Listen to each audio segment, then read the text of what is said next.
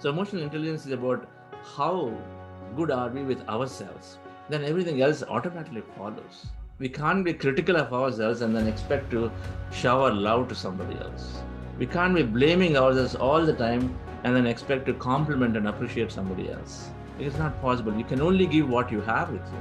So emotional intelligence, it starts with becoming better with ourselves and then extending that into others most naturally. Meditation process, this meditation that we practice every day, is helping us develop this emotional intelligence in many, many facets. Without meditation, the paradise is lost. With meditation, the paradise is regained. Without anapanasati, the paradise is lost. With anapanasati, the paradise is regained. Milton said, the mind in itself creates a hell of a heaven and a heaven of a hell. The mind has to be rectified. A worldly mind creates a hell for everybody. And a spiritual mind creates a heaven for everybody. Every worldly mind needs to be transformed into every spiritual mind. Mind should be limited to only one thing, that is the breath. Become one with your own normal, natural, easy, soft, simple, tender, peaceful, tranquil breath, my dear friends. Earlier it was like I was forcing myself to do something which was not really fascinating me, but slowly I started enjoying everything that I was doing, and all the credit I would just give it to the meditation, the breath mindfulness meditation that brought in, and it brought in a lot of clarity to me, a lot of passion into me. I was having a train of thoughts, but it has become very, very clear now what is the purpose of life. And whenever I do meditation, I was doing from the long 5-6 years, but guided meditation given me so much that bhavam tadbhavam, the clarity of thoughts.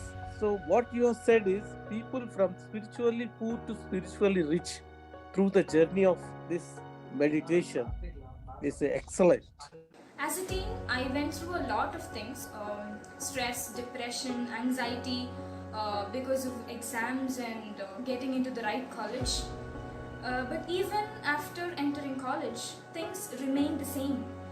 I wasn't sure how to get back. But then, after meditation, things started changing, not at once, but gradually. I started focusing more on what I want, and I started gaining some confidence to face the world. The best thing is my son. I have a great relationship with him now. I used to think that I would actually have to, teach him, right? But today I am become a student. I learn from him every day, and we have become friends. And that itself probably is for anybody is a great accomplishment. Meditation has definitely helped me there.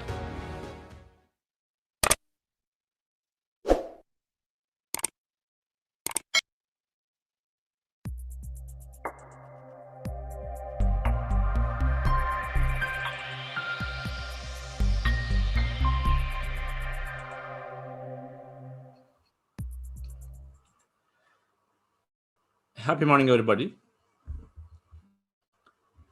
Great afternoon and a wonderful evening.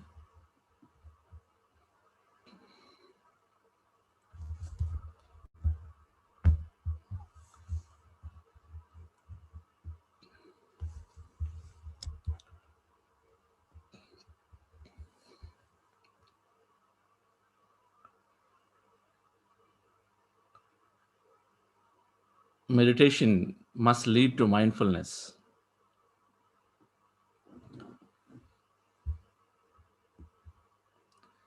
Mindfulness to learn from everybody.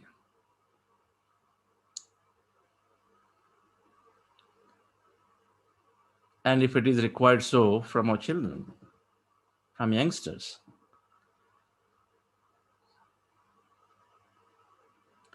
And it's going to happen for every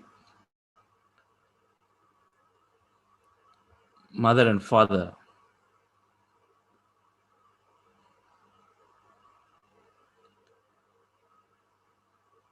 For every grandfather, grandmother, it is going to happen that we start learning from everybody around us.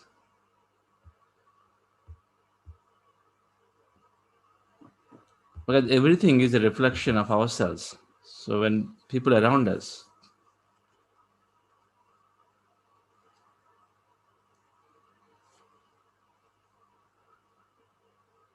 They're reflecting some part of us in many, many ways.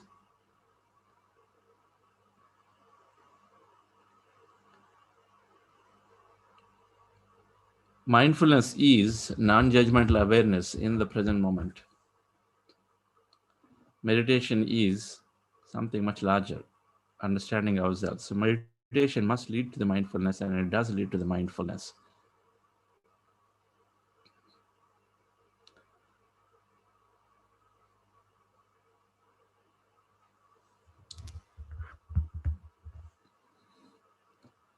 In the four states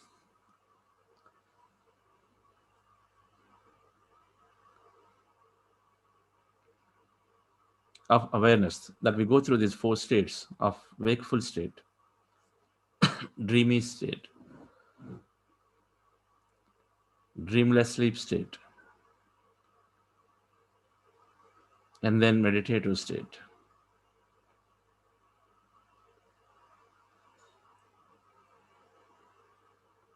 We are very mindful, we develop our awareness. Our awareness is working for us. Awareness is there because we are that awareness all the time to be more mindful.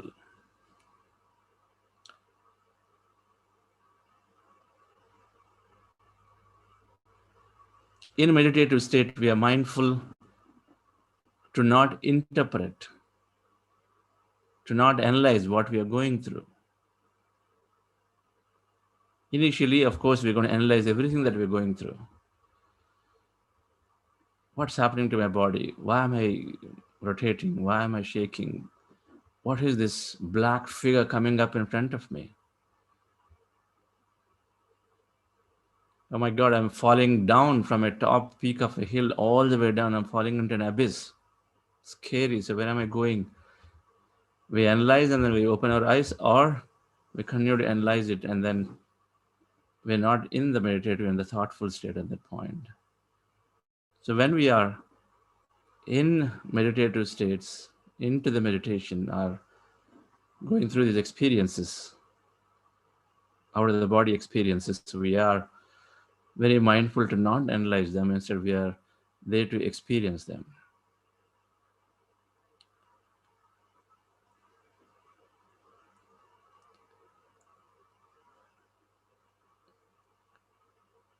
We develop awareness. Being wakeful state is where most of this mindfulness is applied, as we know it.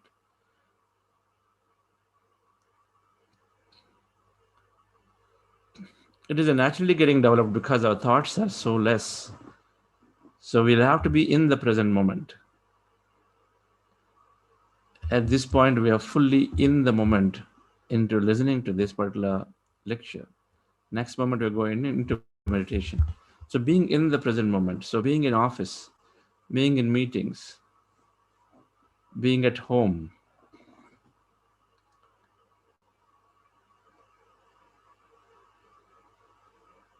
you essentially involved in whatever activity you're doing fully 100%. And then you also broaden your scope of awareness to people, places around you. The two things that are happening, mindfulness means.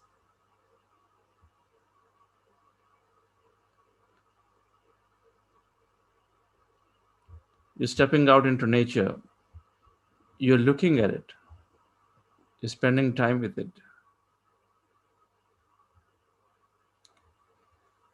you're talking to the nature, you're thanking nature, you're part of the nature.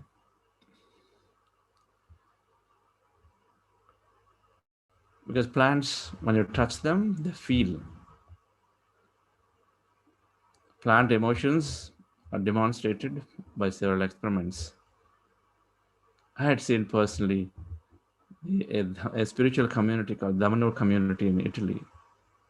They hook up some instruments to the plants, and when there is a nice music played, plants also seem to sing. There is some kind of a music comes out of them. When these electrodes are hooked up to the plants at various parts of the plant, and then you sort of observe, there is some kind of a sound coming out of them. When there is nice music played, there is some kind of a sound, it seems to amplify, increase. When the music stops, they also slow down.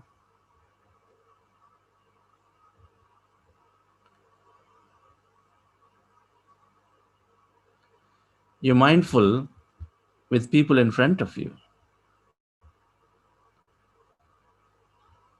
You allocate time so you are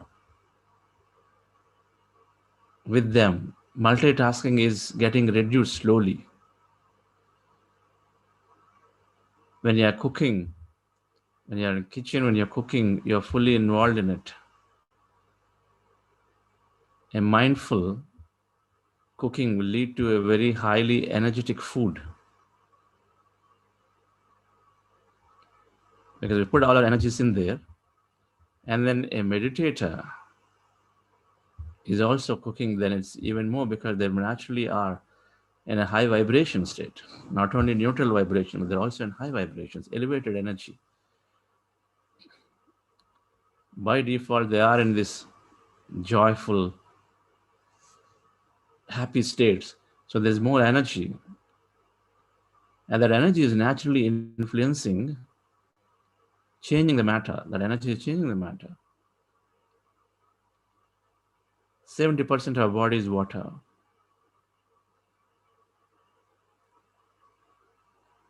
So in an experiment, when they brought water into the field of somebody, water's structure changed. Might have spoken about this. The structure of the water changes.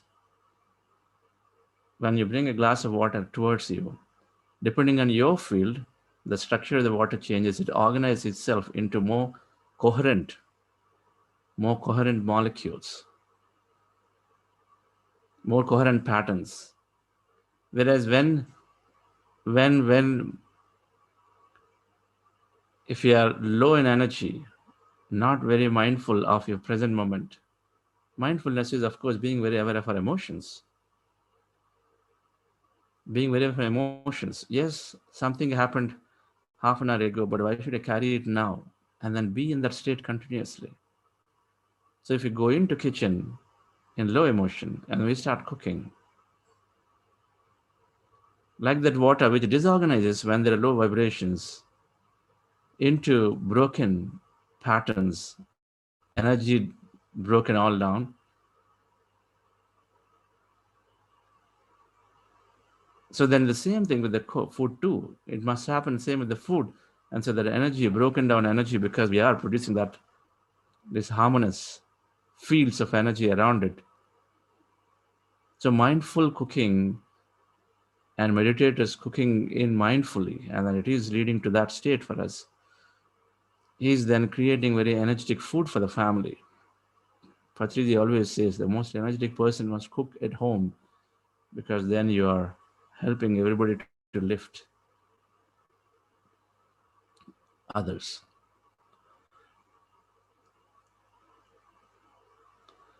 Or if you are in a bad mood, wait for some time. Do 4 minutes of meditation, come back to normal, and then go in.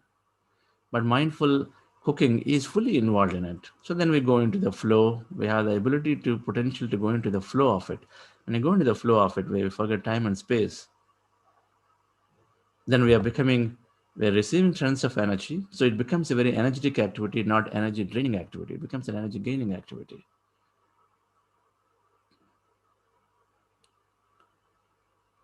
Every activity, when it is done mindfully, we gain from it. Otherwise, we see it as, oh, I have to do this work. When you go in with that vibration, of course, we lose that energy. That's why one of the reasons why meditators say I'm energetic morning to evening is because they are not approaching what they're doing with a challenge. They're saying, hey, they like what they're doing, and so they're able to go and then do it. And so when you go into that approach, because anyway it's coming at you, so you accept, and then mindfulness is accepting in the present moment.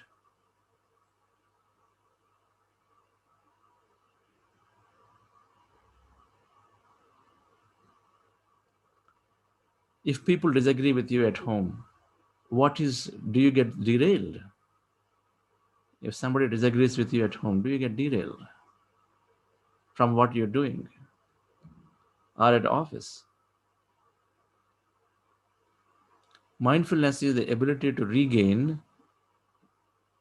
from any emotion pretty quickly. We call this program personal resilience and peak performance, developing personal resilience. The resilience is adversities come, emotions happen, incidents happen, but then being able to recover from it next moment, because mindfulness is being in the present moment constantly, not in the past.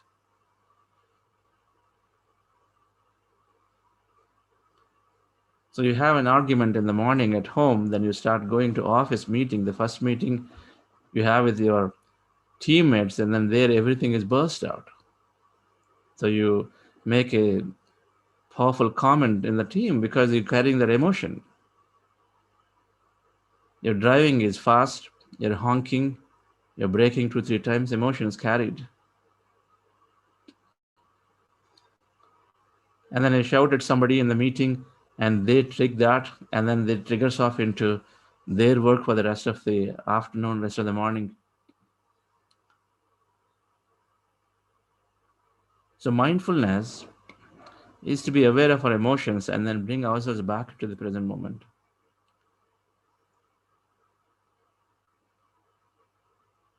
Applying every little thing possible. If we are mindful, when we're going into meetings, we center ourselves. When we're going into discussion, we can center ourselves instantaneously. Someone shared, right? So I'm going into the meeting, before meeting, yes, I think it was a Karthik or Mukesh. Before meetings, I do this 2 minute meditation to center myself and then go in with a positive intent. It comes automatically. Gratitude comes automatically for when we are mindful. Initially, there is a time gap we need to do, and then over a period of time, as we meditate, mindfulness is developed. That we automatically are able to express gratitude in the moment, automatically able to set our intention in the moment. It's all happening.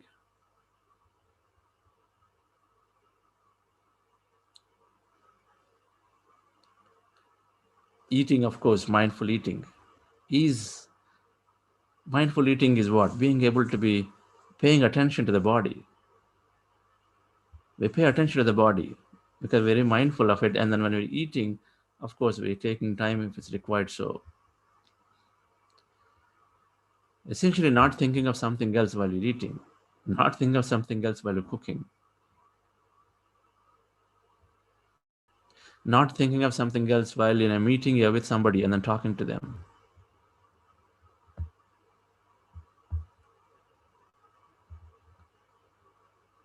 Talk to them by looking into their eyes.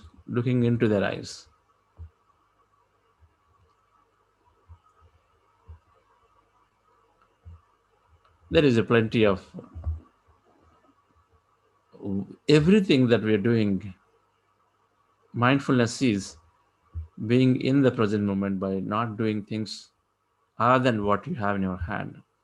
So multitasking is getting reduced naturally. There are plenty of uh, literature around mindfulness of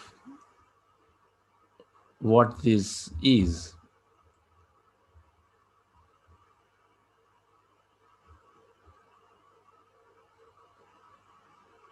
It's fun to look at some other literature and then practice a few things and at least look at yourself. How are you? Right? How are you placed after 3 weeks of meditation versus before when you're going through these sort of situations? If somebody is driving fast, what's your emotion? Are you losing out? Having good emotional regulation is essential to be very, very mindful.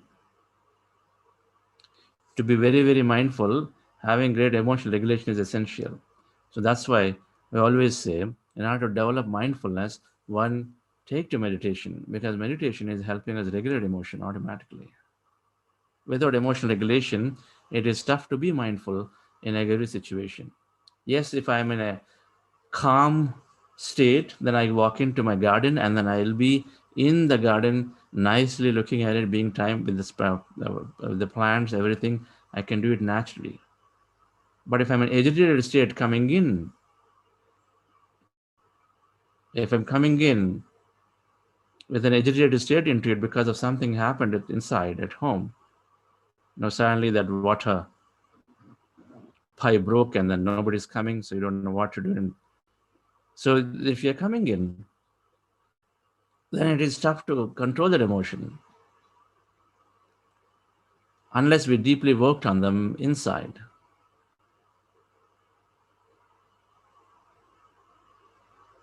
And so meditation is a great, great tool to develop mindfulness.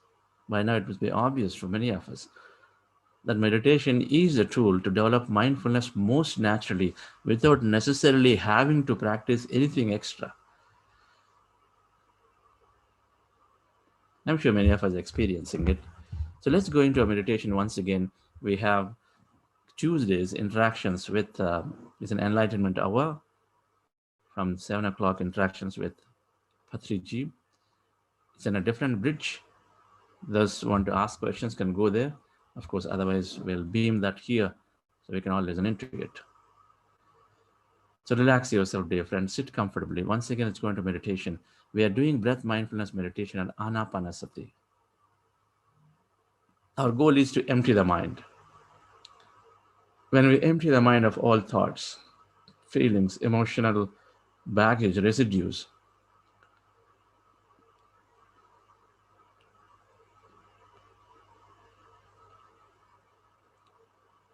then we automatically going into a positive, elevated emotional state in our body during a wakeful time. So we do this by observing our natural breath with your eyes closed, specs removed, fingers into fingers, rest your hands comfortably in your lap, cross your feet at ankle, and observe your in-breath and out-breath at this point. Take this as a reference and then observe breath is going in and coming out. Breath is going in, coming out. When you observe the breath, mind becomes empty. When mind becomes empty, you experience energy. All emptiness is energy. So you experience energy. In case you get distracted into thought, bring your attention back to the breath again. If you are into thought, you recognize you're thinking, attention back to the breath again. So the way of reducing our thought and then becoming empty is by observing the breath, not by observing the thought. Observe the breath. Right. Before we go into this meditation, this meditation is called Anapanasati meditation. To be with your in-breath and out-breath, Anapanasati in Pali language. We call it breath mindfulness meditation. Right. Before we go that, we're doing heart elevation process to elevate ourselves into a higher emotion. Follow my guidance actually for this heart elevation. Relax yourself. Sit comfortably, dear friends.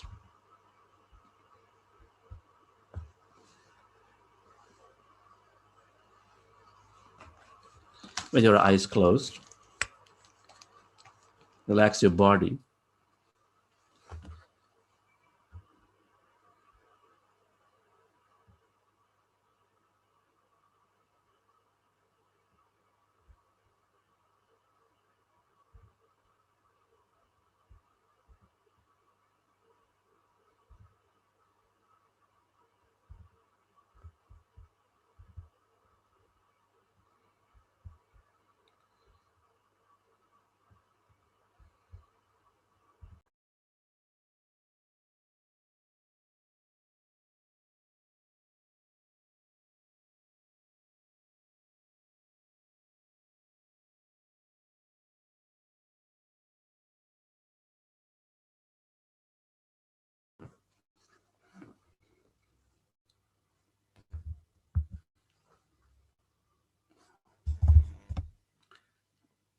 Dear friends, dear masters, keep your hands on your chest area With your eyes closed, specs removed, take a slow, long, relaxing breath.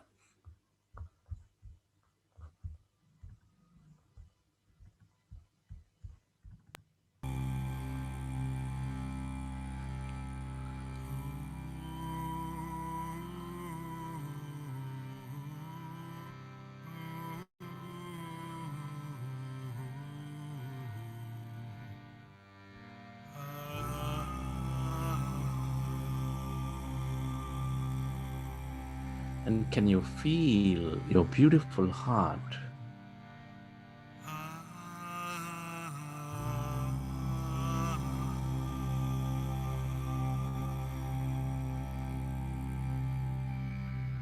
Breathe more of that slow, long, relaxing breath and feel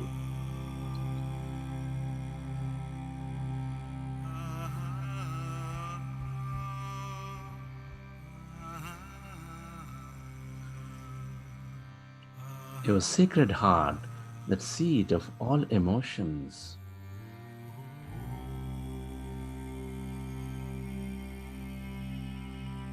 Which is nurturing all life with its love energy, with its gratitude energy.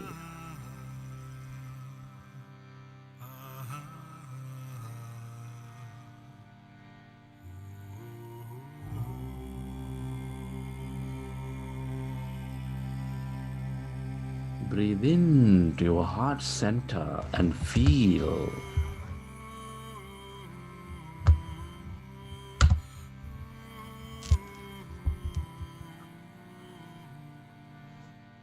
your beautiful heart, which is nurturing all life with love, with gratitude, compassion, kindness.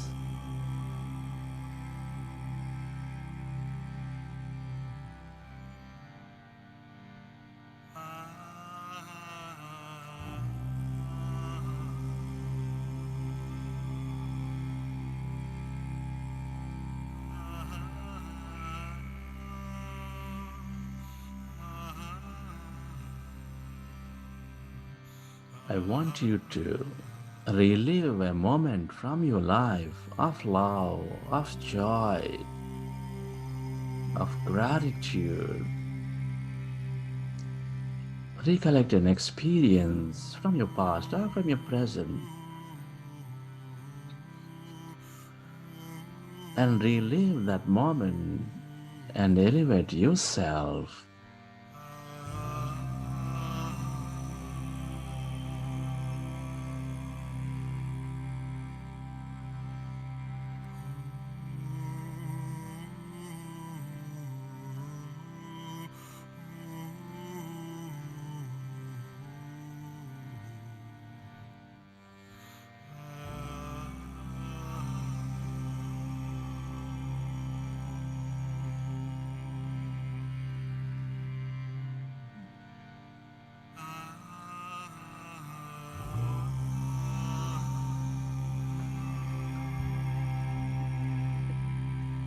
Relive that moment of love, joy, and feel that energy inside of you, inside a beautiful heart.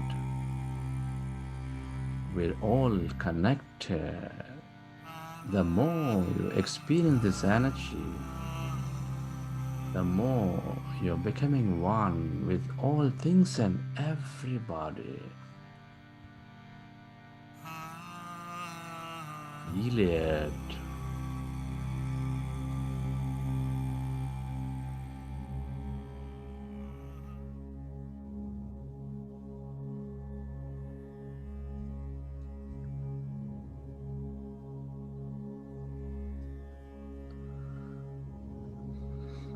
Friends, let's go into breath mindfulness meditation. With your fingers into fingers, resting your hands comfortably in your lap with your eyes closed. Observe your normal, natural in breath and the out breath.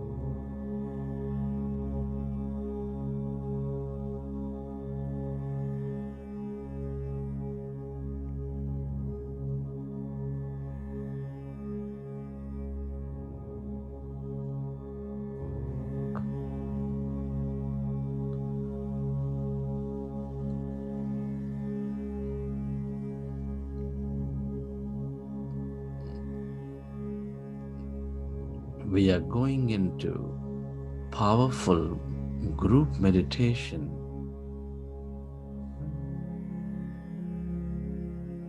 Observe your natural, peaceful, normal in breath and the out breath, dear friends.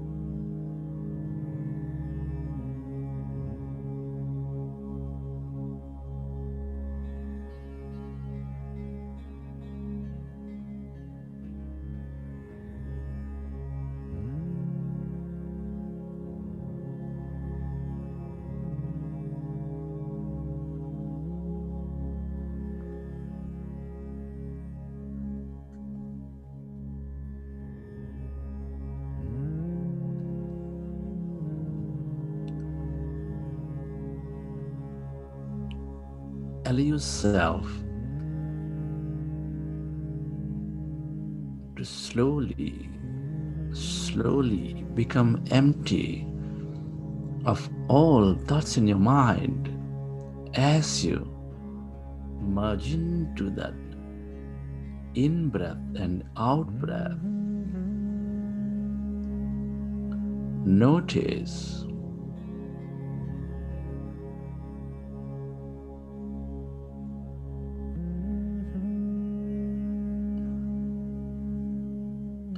any sensations in your body.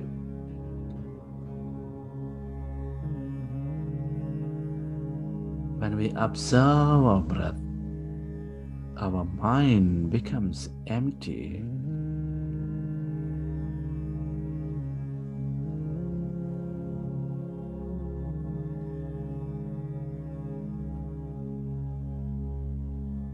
When our mind is becoming empty,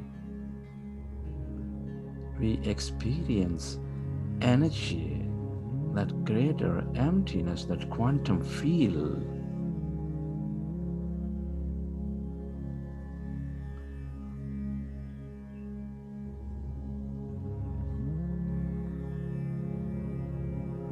Be with your breath.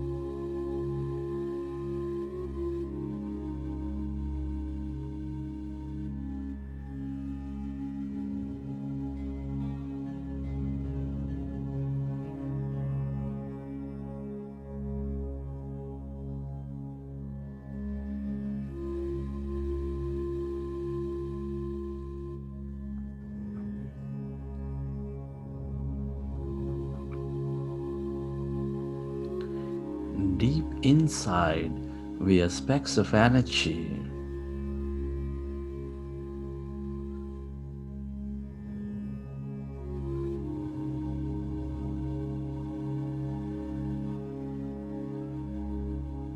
As we empty your mind of all thought,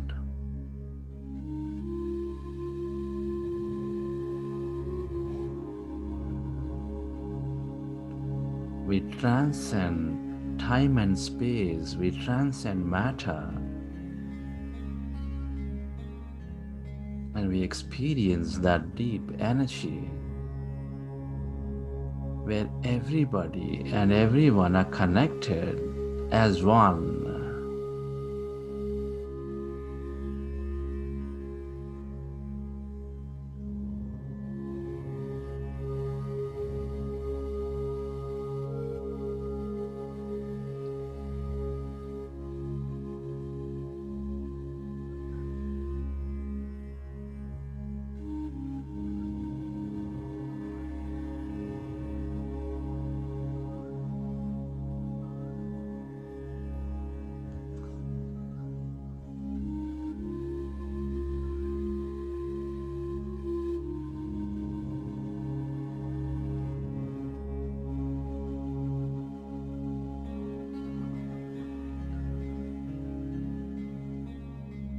The more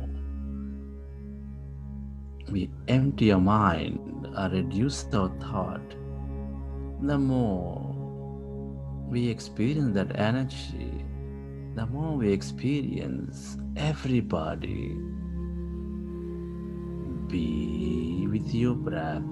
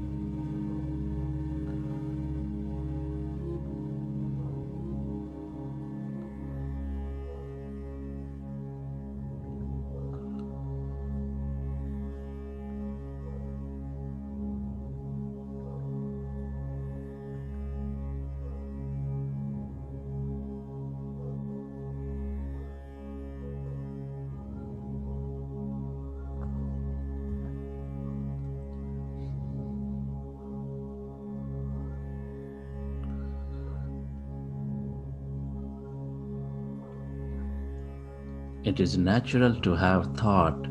When you recognize you are thinking, gently go back to observing your breath and allow yourself to slowly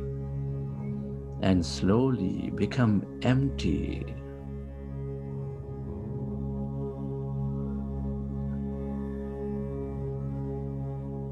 And allow yourself to experience that emptiness inside of you, all around you.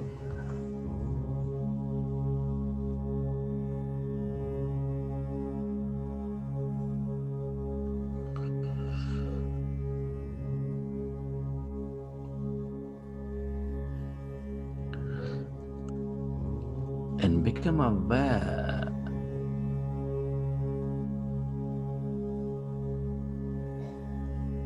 of that emptiness, of that energy,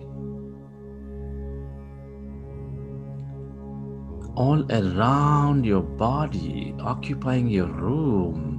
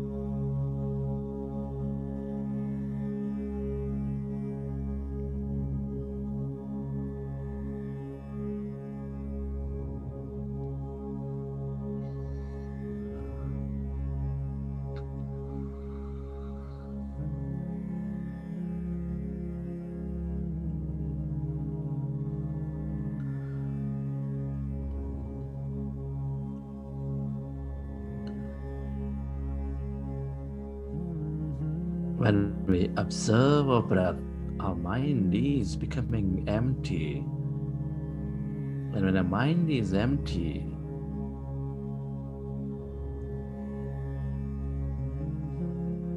we are healing all our bodies.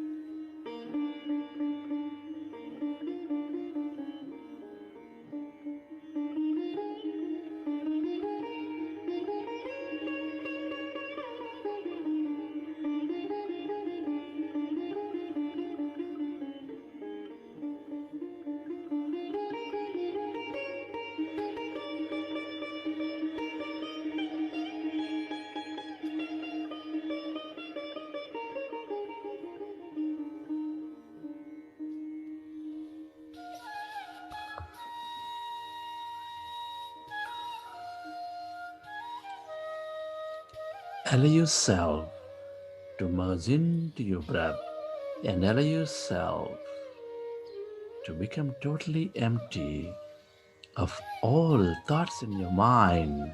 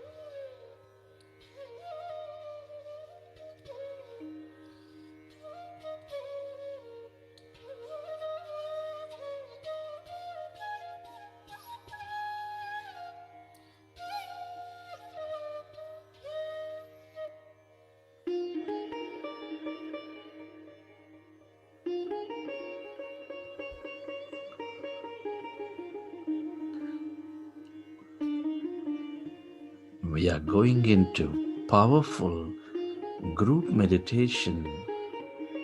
If you find yourself distracted in thought, gently go back to observing your breath.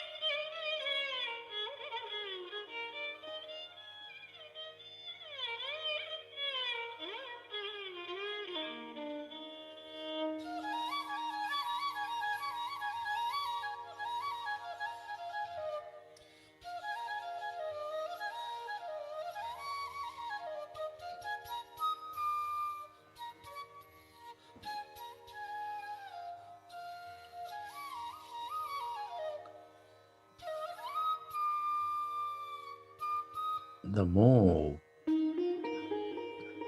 we reduce our thought, the more we empty our mind as we observe the breath, the more we experience that greater emptiness, that quantum energy feel.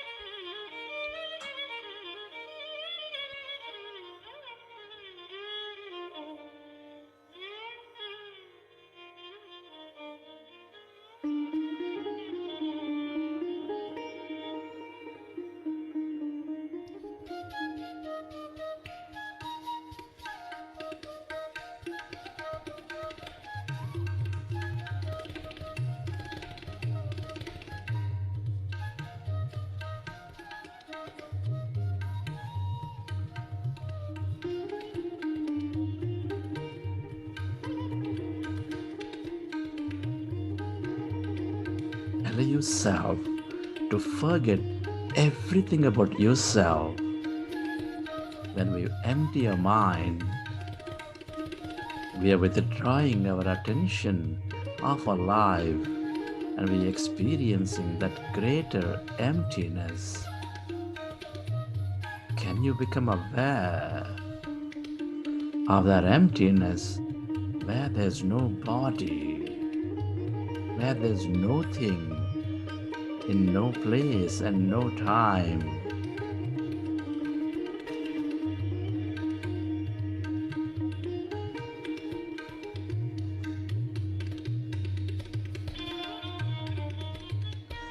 That's energy.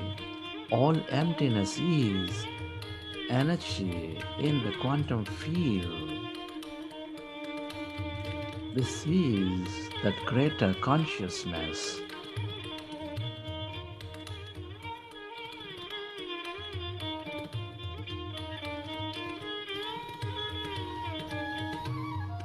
Stay connected into this emptiness and experience that energy.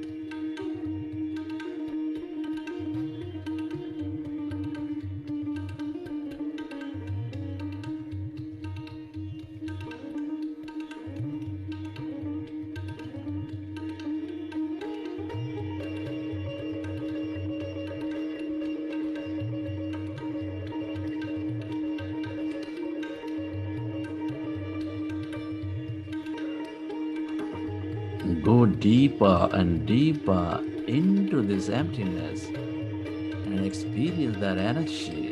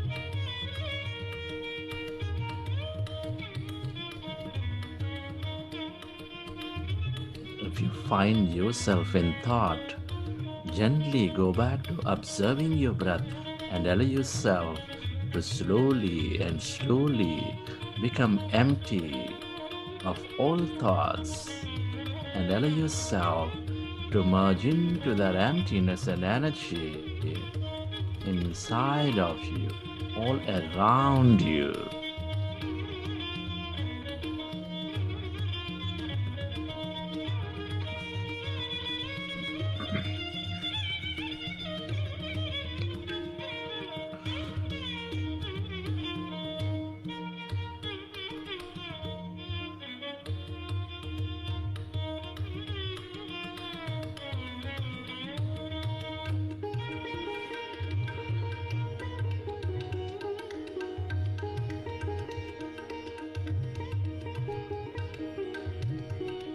When we empty your mind of all thought, when you observe your breath,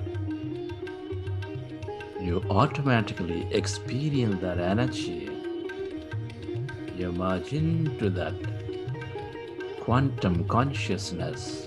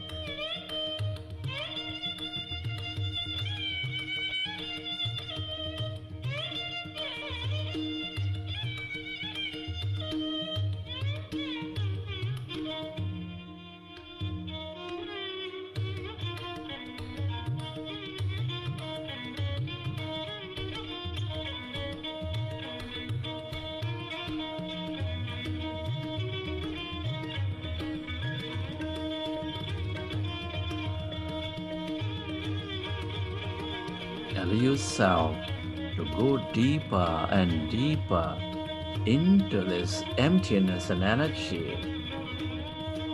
This is your divine self.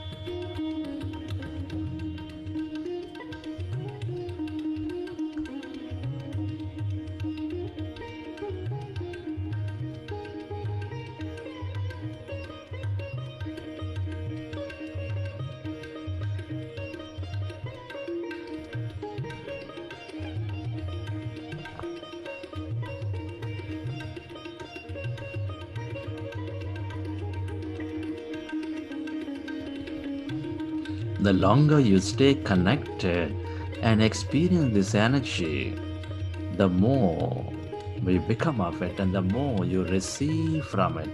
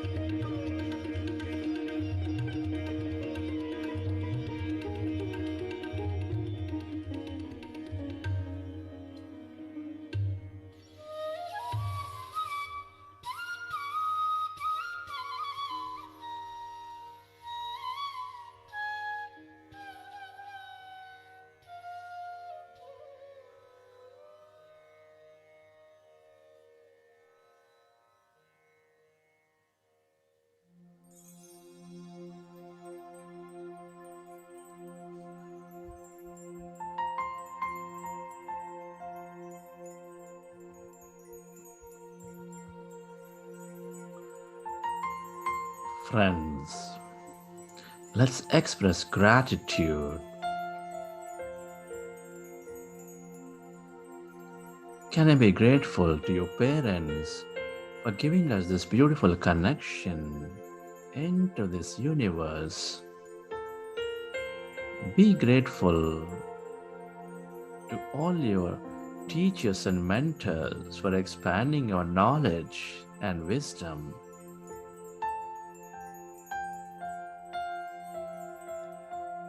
Be grateful to all the people in your life, your family, your friends, your colleagues, relatives, everybody for helping us learn so many things.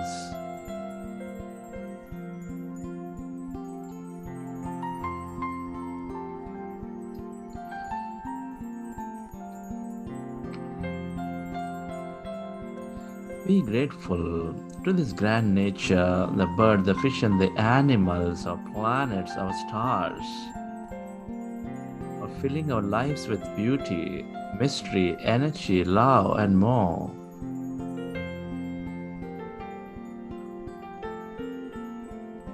Be deeply thankful to all the things you use, the places you visit, the systems and companies and governments for supporting our lives in many ways. Be grateful to yourself for caring for you and for caring for others. And be grateful to this intelligent universe for allowing us to experience so much more in this life.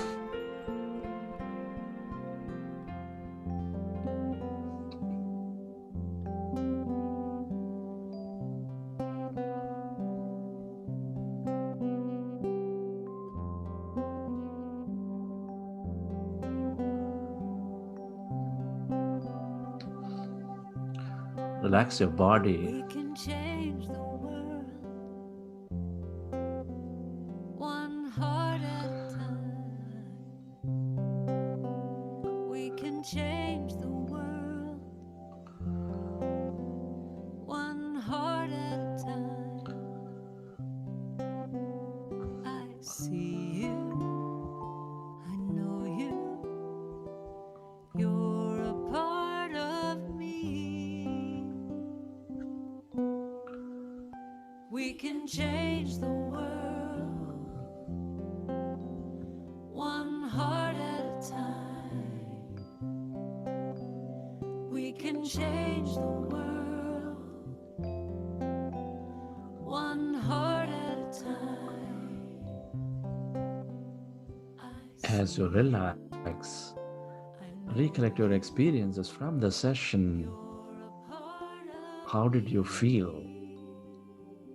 What did you see? We can change the world. We can What have you change experienced? one heart at a time. And whenever you're ready, you can keep your hands on your eyes for 5 seconds and then you may open your eyes.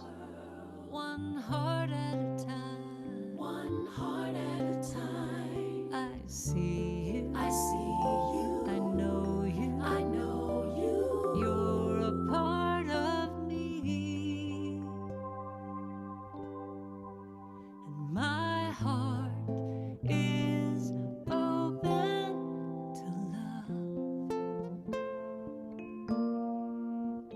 My heart is ready to love you.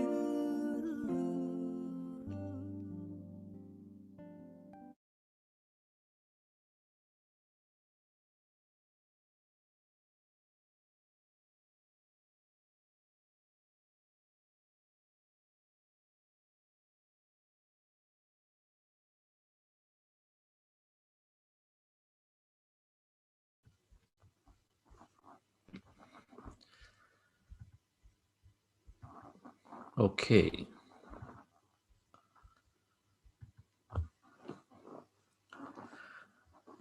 Wonderful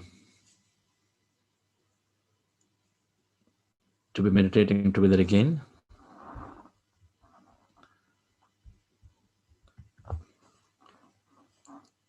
Mr. Satish Dalal,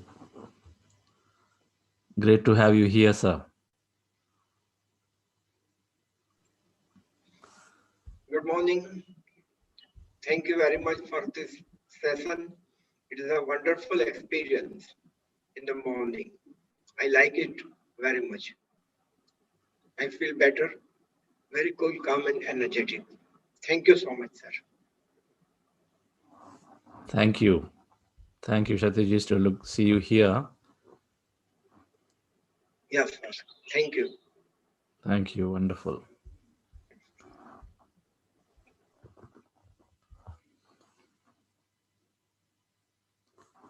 Meditation is absolutely increasing emotional regulation, basis for our emotional intelligence. Just in 8 weeks of practice, of course, many of us are experiencing much more, but in several studies, 20 to 30% increase in the ability to handle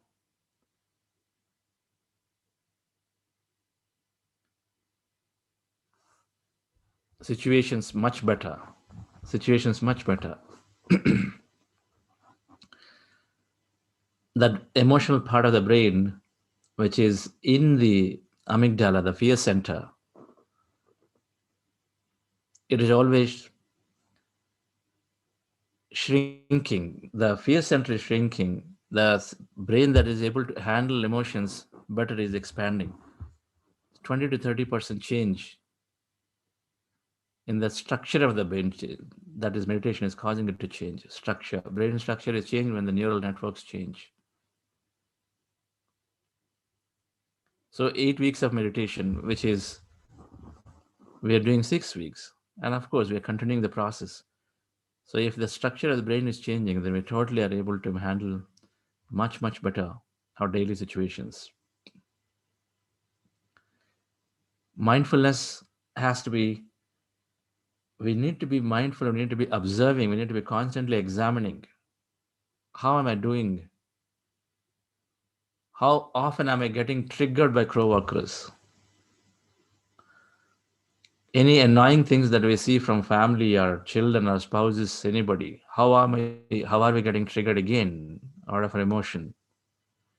Politics, people say things, right? You will have always an affinity towards one versus other. And then when they say things, then how are you now responding before versus now? I mean, it'll be good to see if anybody wants to write in your chat. I'm asking some of these examples. You have a traffic jam. Is your behavior changed now? Has your behavior changed before to and now after 3 weeks of practice? Perhaps we're not traveling at all, so leave that out. What about various news stories now? How do you respond to the news stories? Are we getting pulled into the news story, or are we realizing that, okay, this is enough? Every time you're winning or losing, what's your approach to losing? We're playing chess, we're playing any games, and you lose, how do you feel?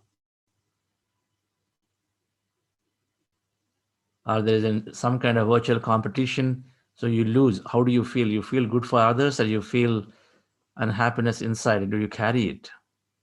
Everything is about not carrying it beyond that moment, beyond that point. Maybe for 10 seconds, 20 seconds, 30 seconds, a minute, 2 minutes, 5 minutes, but not more. We've got some money challenges. How are you feeling now? Is there a better way of you handling it? Suddenly you find that, okay, you're squeezed with money, it's not there. So do you still lose out, or are you still are able to stay calm and come out of it, accept it? There are expectations from your parents and then spouses and people around you on you, and you're not able to meet. So how is your emotion now? You're not able to meet. So do you feel guilty? Do you feel frustrated? Or you're able to come out of it? Okay, people are, of course, saying things about expectation, but how are you feeling about it? What's your emotion center doing now?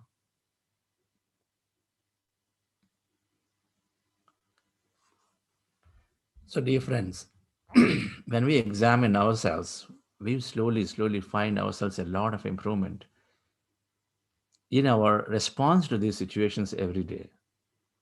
Meditation is absolutely changing the structure of the brain, causing it, causing us to be highly regulative, and hence so we naturally become successful. Several studies. Yes, I request Anusha, madam.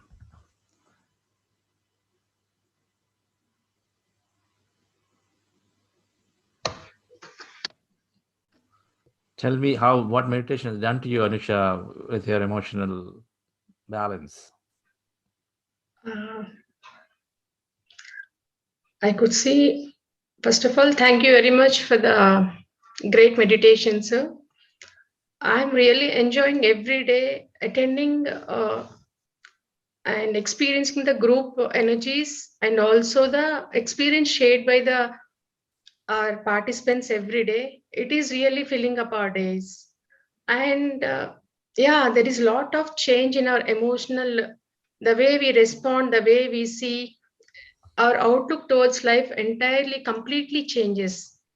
I started living in the present moment, and instead of reacting we start responding not only to the outsiders, we start responding to our own self, our own feelings. There will be lot of inner coherence comes, and every moment we start enjoying, and along with this we also experience so many health benefits. It gives everything in our life what we need.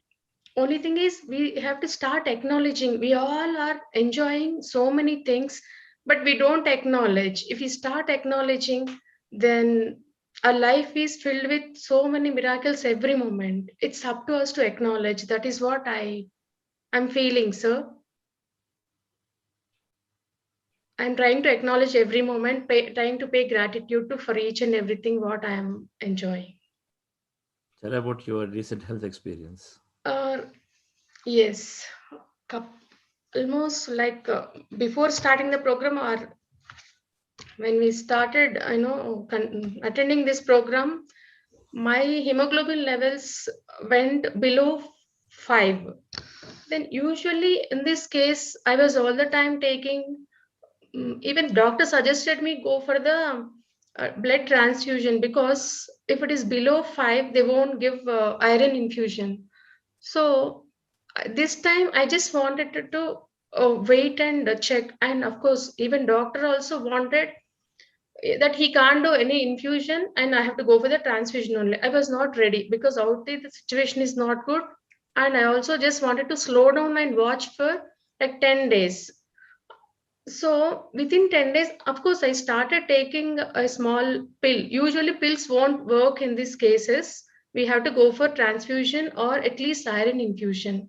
I started taking good food, and Vani ma'am really helped me in guiding me to take the help of pyramid energy, and all the time playing music at home, and even though I'm not able to sit and meditate, whatever the little amount of time, she encouraged me to sit for the short periods like 10 minutes, 15 minutes, whatever I could. Really within 15 days I started seeing now. Over the last few years I never saw double digit of my hemoglobin, never. It was always around 8 and all. From 5, less than 5, now within 1 month, within this abundance has given me this abundance of health and hope. It is now 11. This is the first time in my life I saw this. This is the greatest change I saw, and I'm also seeing the other changes even in my hormonal balance also. I will be by end of the program, I think I can share that too. uh, Even my energy levels are increasing. I can say like last night I was up to 2:30 I was working, but morning I simply got up and now I'm not feeling any kind of giddiness or anything. And if we just go with the flow and pay gratitude for everything what we are receiving, I think nature takes care of our requirements. This is what I'm enjoying. Thank you so much for your wonderful guidance, Chandra sir and Vani ma'am. This is all because of you people. Selflessly, you are all giving this to every one of us. I thank you all. Stay there. I want to bring up a point, right? So Yes. it's not that when we meditate that we do not get, ill health or issues or challenges. When we meditate, and particularly for senior meditators, when we meditate, of course, we are experiencing many things in life. Sometimes we miss a message, a deep message coming in our way, because every ill health is already happening in the energy pattern before. That means in the thought and feelings pattern before. We miss it. We're not fully aware because we're also not perfect, right? So we're all evolving. So when we miss it, so naturally it's coming into a health challenge, like Anusha. She had great energy, great health, everything during the course of the year, but then she is fallen again, blood count has dropped because something obviously might have happened. There must have been a lot of clues for her before. Things do happen, right? And because we get carried away. But the point is, this is the resilience.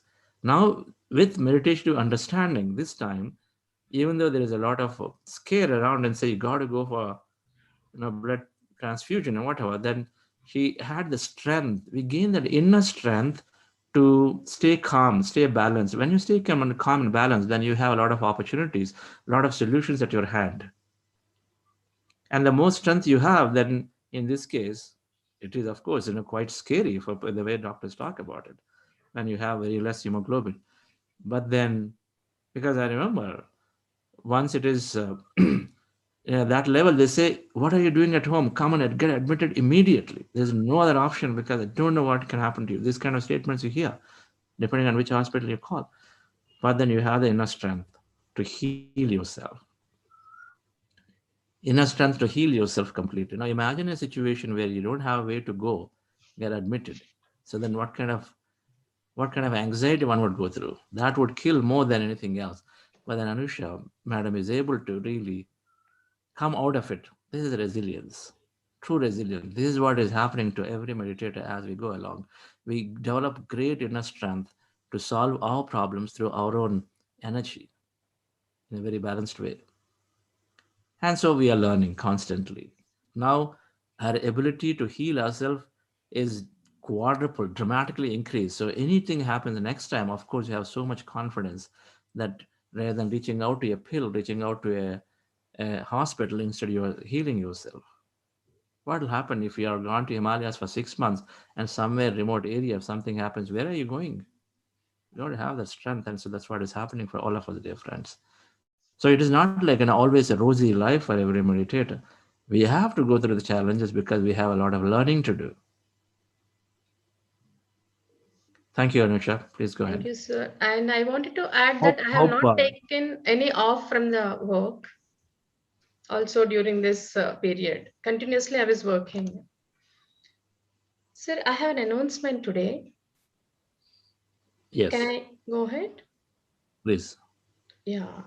Friends, on behalf of Buddha CEO Quantum Foundation, I take this privilege to acknowledge the contributions made by all donors between 19th June to 29th June. Sridhar Saraswati sir, Amita Karipineni, and Prem Kumar Dhingra.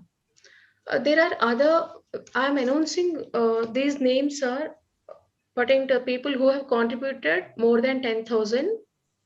There are there are donors who have contributed other amounts too. I thank you all the donors who have contributed. Friends, I just want to tell you all, we are a non-profit organization. We primarily depend on the funds collected from the program participants, and we incur various costs to conduct the programs for music development, content development, and administrative costs, infrastructure. And while we have many dedicated volunteers, we have also engaged employees to carry out the day-to-day activities of the sessions conducting. So I request all you to contribute for this, for taking us this to the many more people and give a transformed life. For making your valuable contributions, please log on to www.buddhaco.org and /donations. Thank you all. Thank you. Thank you, Anusha. Wonderful. Anusha, madam, that's great to know. And I really thank everyone who is contributing in their own way. It definitely helps. We are coming up with this youth program we're organizing regularly. We do believe aspiring leadership is all youth. And so the next program is starting. It's a transformational program, right? It's a 3-week program starting from Monday. So please do to forward to at least one youngster that you know. So we are about 400 here. So 400 youngsters can join. Talk to them. Call them up and then talk to them. It could be somebody in your family, right? Ordinary people becoming extraordinary, extraordinary people becoming super conscious, supernatural. Let's put it that way. Extraordinary people becoming supernatural. So everyone benefits in know it. So please take time to see, can you bring and can you introduce to one youngster, one student? It can be anybody, right? There's graduating youth and graduating students and youth. So please do that. That flyer is circulated every day. Every frequent is getting circulated with your groups. Yes, somebody wanted to speak. No problem. Is the session started of Patrisa? Who is observing that? No, sir, not yet started. Okay. Meditation going on there? No, sir. The other bridge? Who you watching it? I mean, you're looking at the PMC Valley YouTube? Okay. No, Great. Okay, so then we have some time, friends, here to share today. Who would like to share or ask questions? You can raise your hand.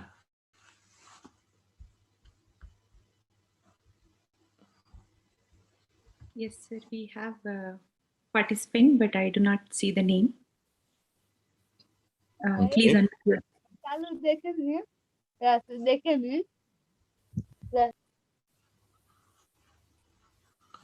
Yeah, Sheetal, please go ahead. Yes, sir. I unmuted them. So, Namaste, Chandra sir, and all the master. I have a question, but first of all, I'm very, very grateful for this class, for bringing us into consciousness and breathful meditation, and lot of gratitude. And I have the same question on that. So we have, like each class, you say that you have to be grateful to everybody, every situation, everything, and grateful about everything, right? Yes.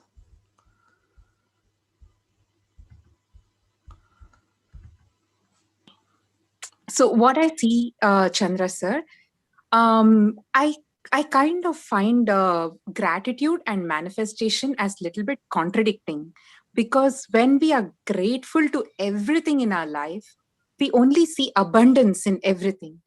Manifestation, if I have to manifest something, I would have to think what I lack, what I want more. That means I'm finding something limited. Isn't that contradicting, Chandra sir? Isn't it enough for us to just be in gratitude mode, and that itself will be the highest receivership, like you say? Do we need manifestation if we sincerely follow the gratitude principle that you're teaching? Yeah. If you accept as these things that are coming in your way, then you don't need manifestation. You're absolutely right. If you can accept, right? If we accept everything as it comes along the way, that is bhakti yoga. Then absolutely. Now I want you to make sure that when you manifest, it's not from lack consciousness. In fact, it's a very important point you raised. There is poverty or lack consciousness, there is prosperity or abundant consciousness. It is from which you operate is key. I'm manifesting a beautiful, imagining a house, not because somebody else has it and I don't have it, because I'm truly experiencing and enjoying it. I want to enjoy it truly for myself, and hence I'm manifesting something, right? So it is a prosperity or abundant consciousness from which you operate. Or when you see somebody having what you want, You feel happy for it, as if it's you having it. That is called prosperity consciousness. So we develop that. As we are developing oneness with everybody, then we're developing that, okay, so even my friend has one, cool. So as if when I feel I have one, because I see that he and I are one. So we slowly develop this consciousness. So the more we have this abundance of prosperity consciousness, the more we manifest. Okay. So it is understanding that everything that I want, I've always mentioned this quantum model of creation is saying that everything you want is there in this, is like a restaurant that you got that. In that menu, there is everything is there. Whatever you wish is there. You just have to order it nicely. Right? You go in and then you're there, you know that it is there, and then you order it and pay attention on it and it comes to you. I'm not saying that I don't have it and then so look for it. Instead, you say that it is there anyway for me, so I'm simply accessing it. And how do you access it? By applying your thought. Right. So in manifestation, it is important to approach manifestation with the right consciousness, right understanding. Not because I don't have it, but because I know that it's there and that truly gives me happiness and satisfaction, joy, contentment, then I'm accessing it. Now, if I'm already contented deeply with everything coming in my way, then of course you are already there. And so you don't need any extra manifestation. Sure. Okay, got it. So actually, you answered my question perfectly, Chandra sir. So it should, if I imagine that everything is already there, then I don't feel that I don't manifest out of a lack of something. It's already there. So yeah, I get that very sensitive difference between both. Yeah. Thank you, Chandra sir. To clarify. Yes. Yes. Thank you, ma'am. We have Bibeksha. Please unmute yourself. Hello, sir. Namaste. Namaste, Hello, Vivek. ma'am. Namaste. So room is dark, so video is not clear. Sir, I want to share an experience and I want to know about it as well.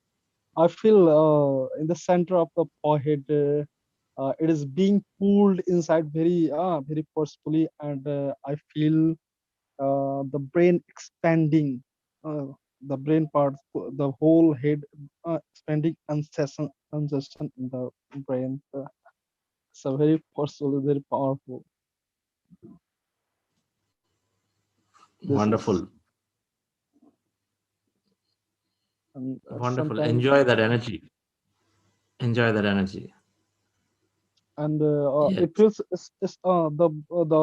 the whole head and some portion of neck part feels like when it happens, it feels like a stone, like very hard. Yes. So that's very possible, Vivek.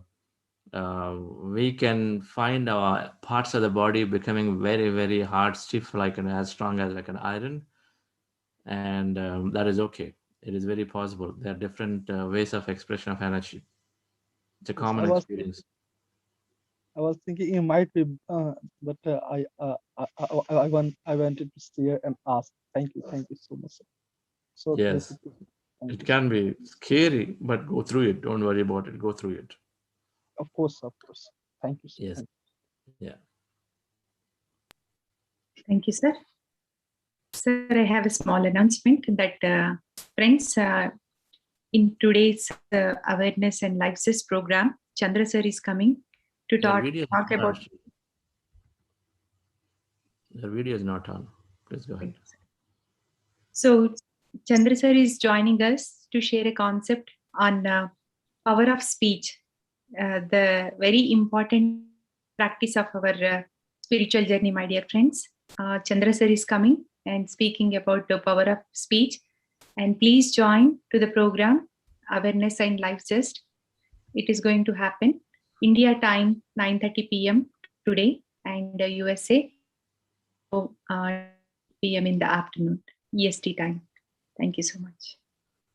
Thank you, Sheetal. Yes, that program at 9:30 p.m. is a great way to do another meditation every day. And while also listening to some of the speakers who are coming in and sharing their experience of various mindfulness topics. Of course, it'll be good to meet all of you there in the night for Power of Speech, Vakshetra. The field of thought, field of words, field of actions, three are there.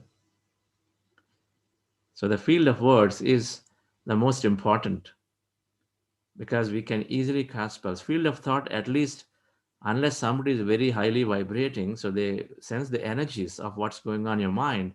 And so there is that.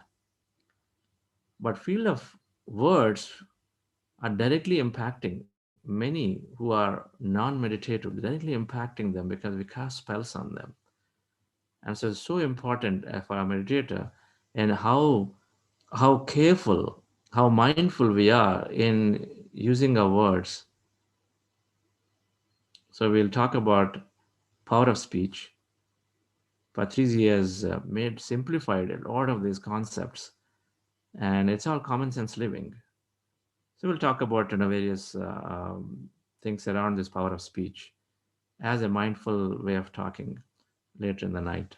Same way that many other speakers are coming. I think Sheetal, when do these masterclass that happens? So master classes are happening on every Tuesday, Thursday, and Saturday, sir. Tuesday, Thursday, Saturday. Okay. Yes. So the master classes are going great. I am learning so much from each and every class, and everybody is enjoying the meditations in the night, India time, sir. So it's going great. Hope to see you all, and we will be posting the link in the WhatsApp groups for today's session. Thank you. Okay. Yes, sir. We have a.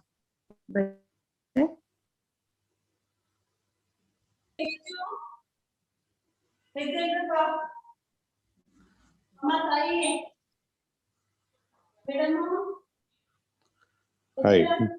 Good morning, Chandra sir. Can you hear me? Yes. Great to see you back.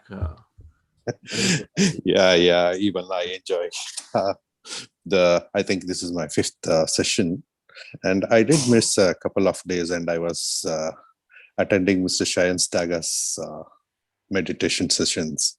And just a couple of minutes back, you had a discussion about the abundance and manifestation gratitude, right?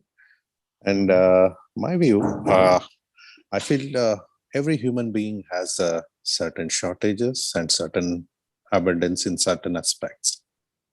Like a rich person may have a challenges with his relationship, with family relationships, or a physical challenges, something like that. So there is some shortages, shortcomings. We manifest to come out of those shortcomings. And secondly, I feel I am more composed than what I was earlier. For example, we have these my college group, WhatsApp group, where we have these political discussions, and I always, somebody who is not aligning to my views, I always used to retort or react. That was the case. Now I'm staying very calm, and I respect everybody's views. And again, the diversity of the opinions make the world beautiful. So that's one change I felt myself, because usually there is a lot of discussion going up. The government has failed on so many fronts, and those are the things. And I always used to react very sharply. So then now it is completely changed. I just expressed that just because of views, I need not hate somebody. So I always respect the views. And that's one big change. Congratulations. You saved perhaps 50% of your time and energy. Yes, definitely. So raised tempers, and we don't come to any progressive conclusions.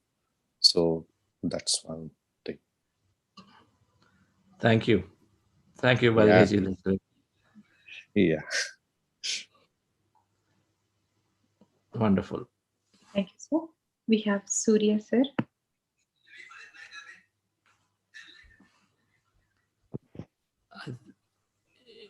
Good morning, Chandra sir. One second. The live is not there, isn't it? The live it started, sir. Live started? Yes, sir. Sir also came. Okay.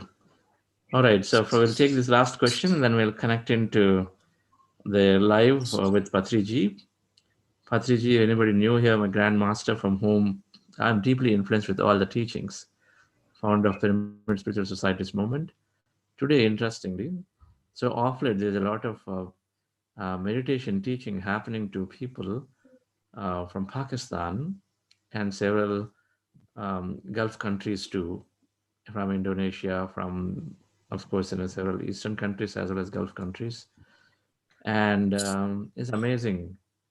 Consciousness is same everywhere. And amazing amount of experience that I'm hearing as no matter where you come from, which part of the world you come from. And very good experiences, deep experience that everybody is experiencing there. So I think we have a host from Pakistan today who is organizing this enlightenment hour. So let's go into that. And yes, Mr. Suri Prasad, please, we'll finish your question and go there. And those of you want to go directly and then participate, the link is pasted there. You can actually go there directly and then participate too. We're going to shortly beam that here. Yes. Good morning, Chandra sir, Sheetal madam, and Patri sir, and all masters. Yes. It's Yes. me, Surya Prasad Pandey from Nepal, Pokhara, Nepal. I'm doing this meditation from this session. Continue. I feel so many benefits from this meditation. I have a question. Sometimes it's unnecessary things or thoughts comes against and against, and sometimes I feel so enjoying in meditation. Why the unnecessary things comes again and against her? Because we are programmed with them. Because we are conditioned with them. We are conditioned with some core rooted beliefs using which we get several unnecessary thoughts. For example, if we say this is not a safe place, once we have a belief that the world is not a safe place, then everything that we think, situation that we're coming out is always in that angle, always around that belief. That is not a safe place. So anything that we come to know of, come to hear of, come to see of, first thing it goes is, oh, it's not safe. So how do I protect myself? That's the angle with which you look at it. And so thoughts originate based on what is this beliefs that we have. And so they keep coming up.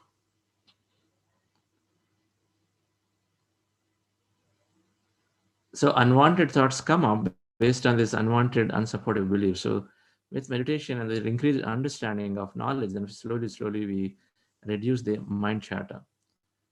The chitta, the ground bed, is this set of these beliefs. And then all our thoughts are around these beliefs, around the limitations, around the fears. This is a fear.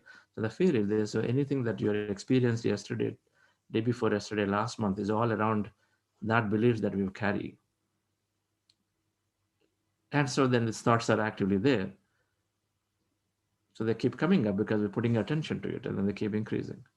So meditation is taking our attention away from thought slowly. And so it also our increased understanding and knowledge, slowly removing all those unwanted beliefs from which things originate. Right. Thank you. Thank you all. Thank you, sir. Thank you all. Yes. So we'll meet back tomorrow again as we're understanding emotional intelligence this week. But let's connect into Patriji's session and enjoy this nice enlightenment hour. In case you want to ask a question, you have to remember you have to go there into that Zoom bridge, so that easy for the host to find you and then ask a question to there. Thank you and have a wonderful day.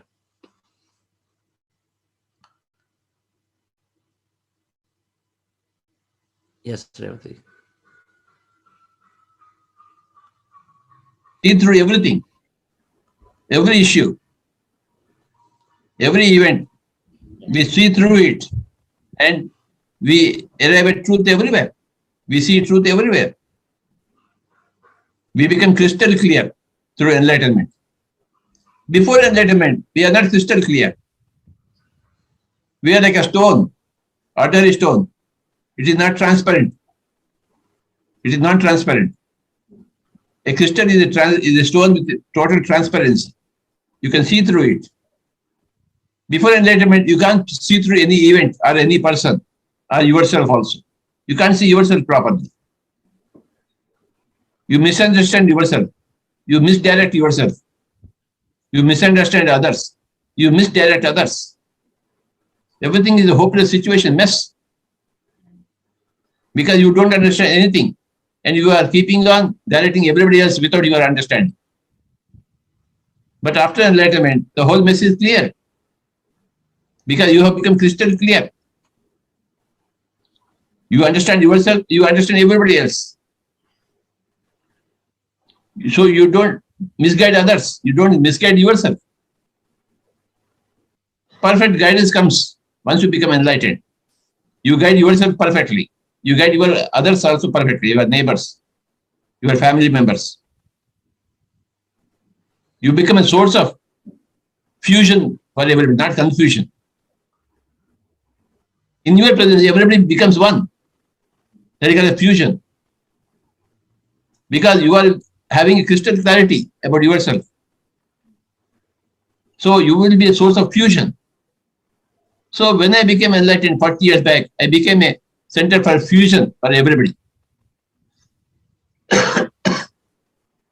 People began to come together in my presence. That happens in the presence of any master, any enlightened person. Every enlightened person. People around themselves, people around such enlightened people, they become one. Fusion happens. Confusion, when confusion is gone, fusion happens. Before enlightenment, everywhere there is confusion. What to do, what not to do. What to speak, what not to speak. We don't know. What to eat, what not to eat, we don't know. Why to eat, why to live, why not to live, also we don't know. Nothing we know. People commit suicide because they don't want to live. Why they want to end their life? Because they're totally confused. They commit suicide. They hang themselves from the fan. They jump. 3rd floor, 4th floor. They want to end their lives because they're totally confused. They have misunderstood their lives. They have misguided themselves. So, when you take a life of other fellow or when you take your own life, it's equally crime. Yes. You can't take anybody's life, including your own life.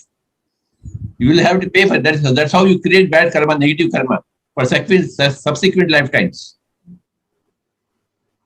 You have murdered yourself, so you have to pay for it. When will you pay for it? In the next lifetime, you will pay for it. See, when you have murdered yourself, you have to pay for yourself. Because you have got no right to kill your body. Your body is not your body. Your body is a nature's gift. Nature's gift to nature. So you can't interfere with the nature's gift to nature. So every suicide is a great negative bad karma, which you have to clear. How many lifetimes you must have committed suicide? And also how many lifetimes you must have committed murders? Murders of animals, murders of birds, murders of human beings. So you have to pay for it. You can't even cut a tree without praying for the nature. Because the tree wants to live. For a higher, better good, you can cut a tree because you have to lay a road, but not otherwise. The tree wants to live. So, my dear friends, remember that karma always exists. It always exists. Good karma and bad karma always exist.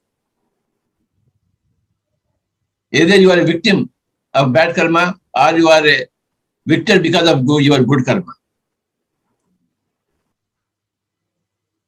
When you do indulge in bad karma, like Hitler, like Mussolini, okay, they have created such huge bad karma, murdering millions of people. Hitler. So how much karma he must have made, and how many lifetimes it takes for him to clear that? Just imagine how many lifetimes it will take for him to clear all that backlog. Who asked him to do that? So in the Earth planet, everybody has got free will. You can do whatever you want. You can help others or you can kill others. But you have to pay. Consequences are there. You are free to do whatever you want to do, but the consequences are always there. That's what law of karma says. Say you can do whatever you want. You can be a Hitler or you can be a Gandhi. Or you can be a Jinnah. You can be a Jesus. But there are always consequences which you have to face in the subsequent lifetimes. That is the law of karma. As you sow, so you reap.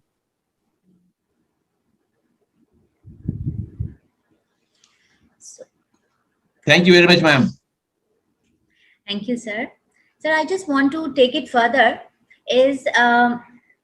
So there are a lot of people, we ask them to come for meditation or, cleaning up their karma in different ways. But people deny it. They just resist it. Is it something that they are possibly suffering from the past karma? And of course so. Of course so. Okay. Of course so. When they are suffering from past karma, where they are under the shadow of past karma, they can't come to meditation so very easily as you have done. People who have dissolved their past karma reasonably amount, they come easily to meditation. Otherwise, they don't come to meditation at all. They can't come.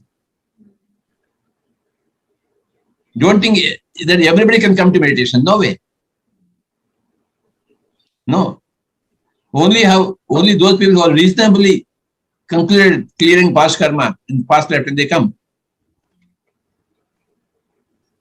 Don't expect everybody to become like Dr. Sheila Alvi. But some people are definitely waiting for you to be helped by you. Even if you help one person, then your life is successful. Not all are fit for meditation. But whoever is unfit for meditation today may become fit tomorrow or the day after the end of the lifetime. We don't know how fast they are clearing their bad karma. We don't know. Anything can happen anywhere, anytime. So we keep our fingers crossed and wait for the best, hope for the best. Yeah. Yes, Baba. Sir, like some people are born, some children are born and their parents have been taken away or their mother dies away. And a lot of time people say, this is not right, this is not fair with the kid, and everything is their own past karma, Baba. Yeah. If I murdered you in this lifetime, next lifetime you will come and murder me, or somebody else will come and murder me. It is essential for enlightenment to understand that there are past lives. When you don't understand that point, it is very difficult for you to come into meditation and enlightenment. But if you are fair enough, with a lot of common sense, with scientific spirit, we'll always come to that point of reincarnation. Only such people can come into meditation. Otherwise, they don't come.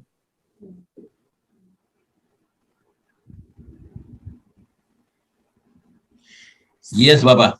So so if I'm understanding it correctly, and for people, Bakul has raised his hand also for something to ask, is suppose I had a very bad karma in my past life, and I've come in this life and I'm struggling, but I do have a chance to clear my karma by doing good stuff. Maybe, Of course. so even if I've murdered somebody, if I push myself to do something good and be on the path, if not complete enlightenment, then possibly my next karma is going to be better and better and better. This is so every lifetime we have a chance to improvise, and we Yes, also yes. we choose, or otherwise we can just living the past karma and not doing anything and dying and then coming back and just the wheel will be reinvented automatically in many lifetimes. Yes, Baba. Your bad karma is offset by your good karma. Yeah. So in whatever situation you are, you help others. That's all. You begin a new cycle of good karma, which will offset your bad karma and will make you go towards meditation and enlightenment very easily. It is your good karma which offsets bad karma. Bakul has raised his hand. Bakul, could you just please ask? I can switch on your video and unmute yourself.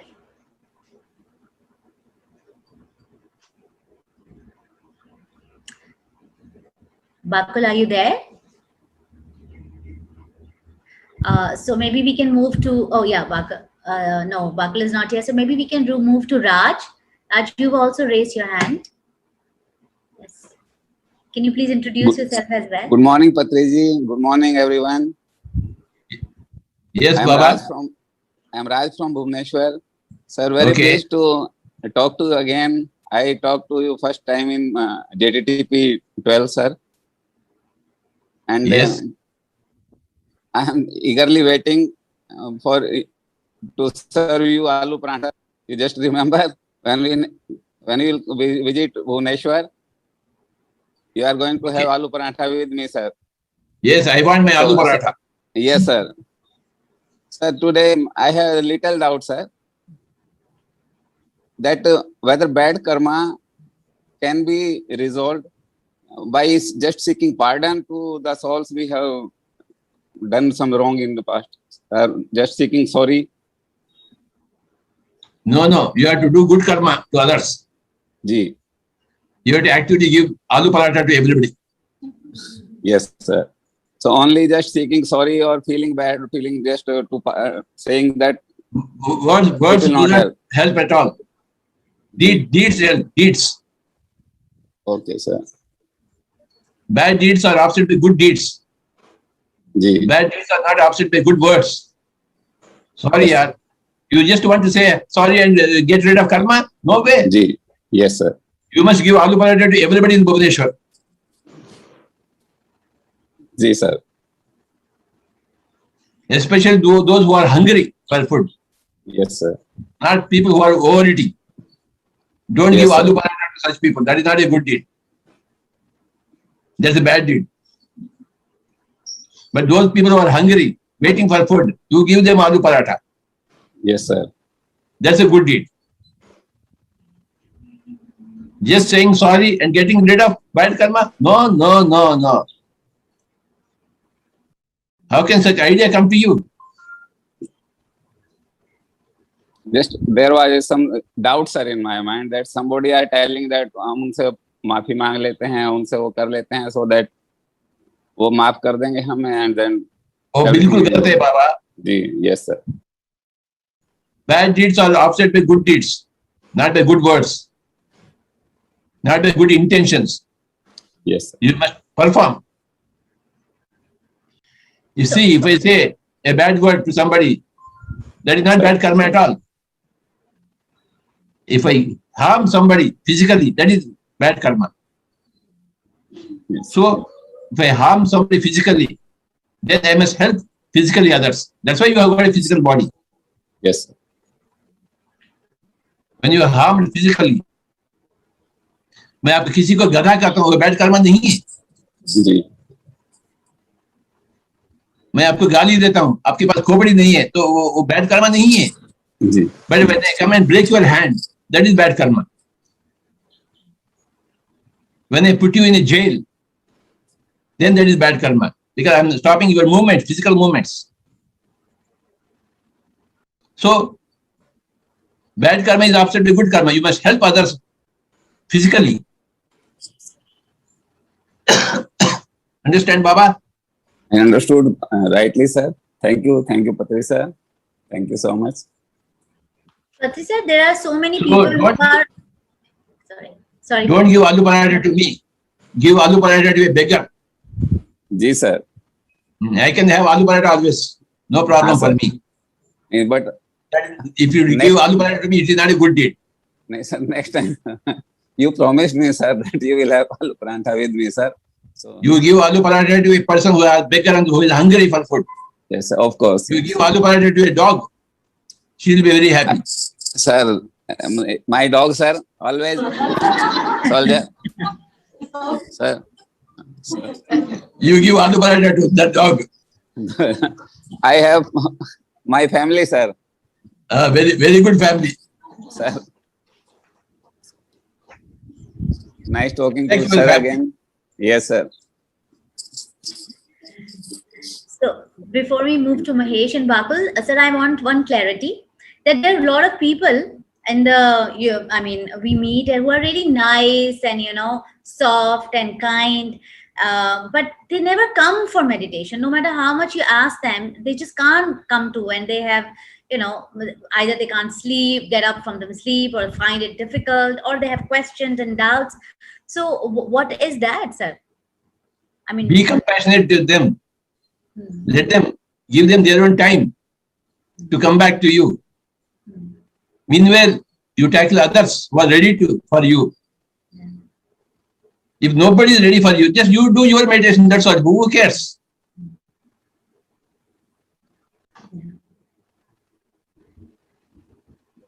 Yes, Baba. Yes, Mahesh, would you like to unmute yourself? Yeah, thank you. Good morning, masters. Good morning, Patriji sir. Yes, Baba. Master, my name is Mahesh. I am calling from Bengaluru. Now I am age 28, master. Master, I did so many pujas. Okay, I did so many upvasa and I did so many vratas. Okay, I am searching so many God and gurus. I didn't get anything, sir. But when I saw you and pyramid, okay, my soul is very happy. Now my soul is dancing now. Okay, I got dhyana. I get everything. Bharatanatyam or Michael Jackson? Yes, master. Yes, master. See, master. Okay, once you get dhyana, I got whole world, master. Okay, whole world is with me only. I don't have any questions now because you told you do dhyana, you get everything in dhyana only. Buddha said like this, and Swami Vivekananda said like this only. Dhyana is everything. Dhyana gives all the answer to you. Don't ask any questions to anyone. It's a big lesson from your side, Patriji sir. One day, it's my promise to Patriji sir. One day I will shake the world. Wow. In dhyana is give everything, master. All Brahmanda with you only. Search, tune your inner media. It's a bigger lesson I learned from your side. I very grateful, very thankful to you, man. As a guru, as a guider, as a god, whatever thing, it's a. I didn't say anything, master. Thank you. Thanks a lot. Wow. Thank you, Baba. Thank you for calling from all the way from Bangalore. Thank you. Bakul is here again now. Bakul, would you like to unmute yourself and introduce and ask question, whatever?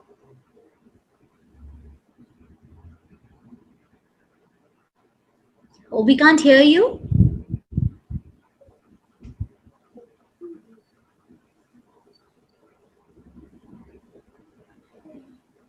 So maybe meanwhile we move to Ravi till Bakul sort out. Ravi, are you here?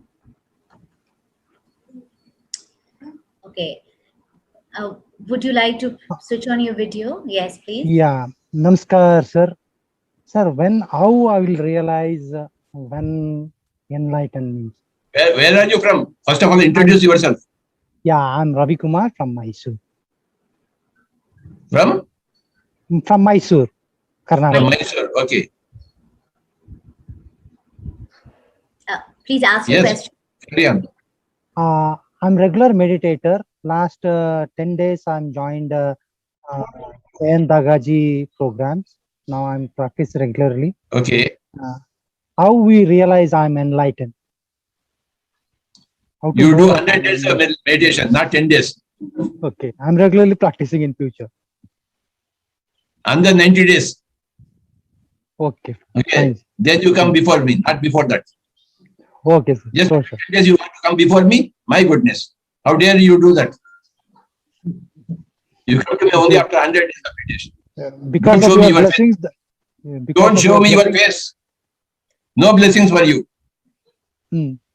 Don't show me your face before 100 days. Okay?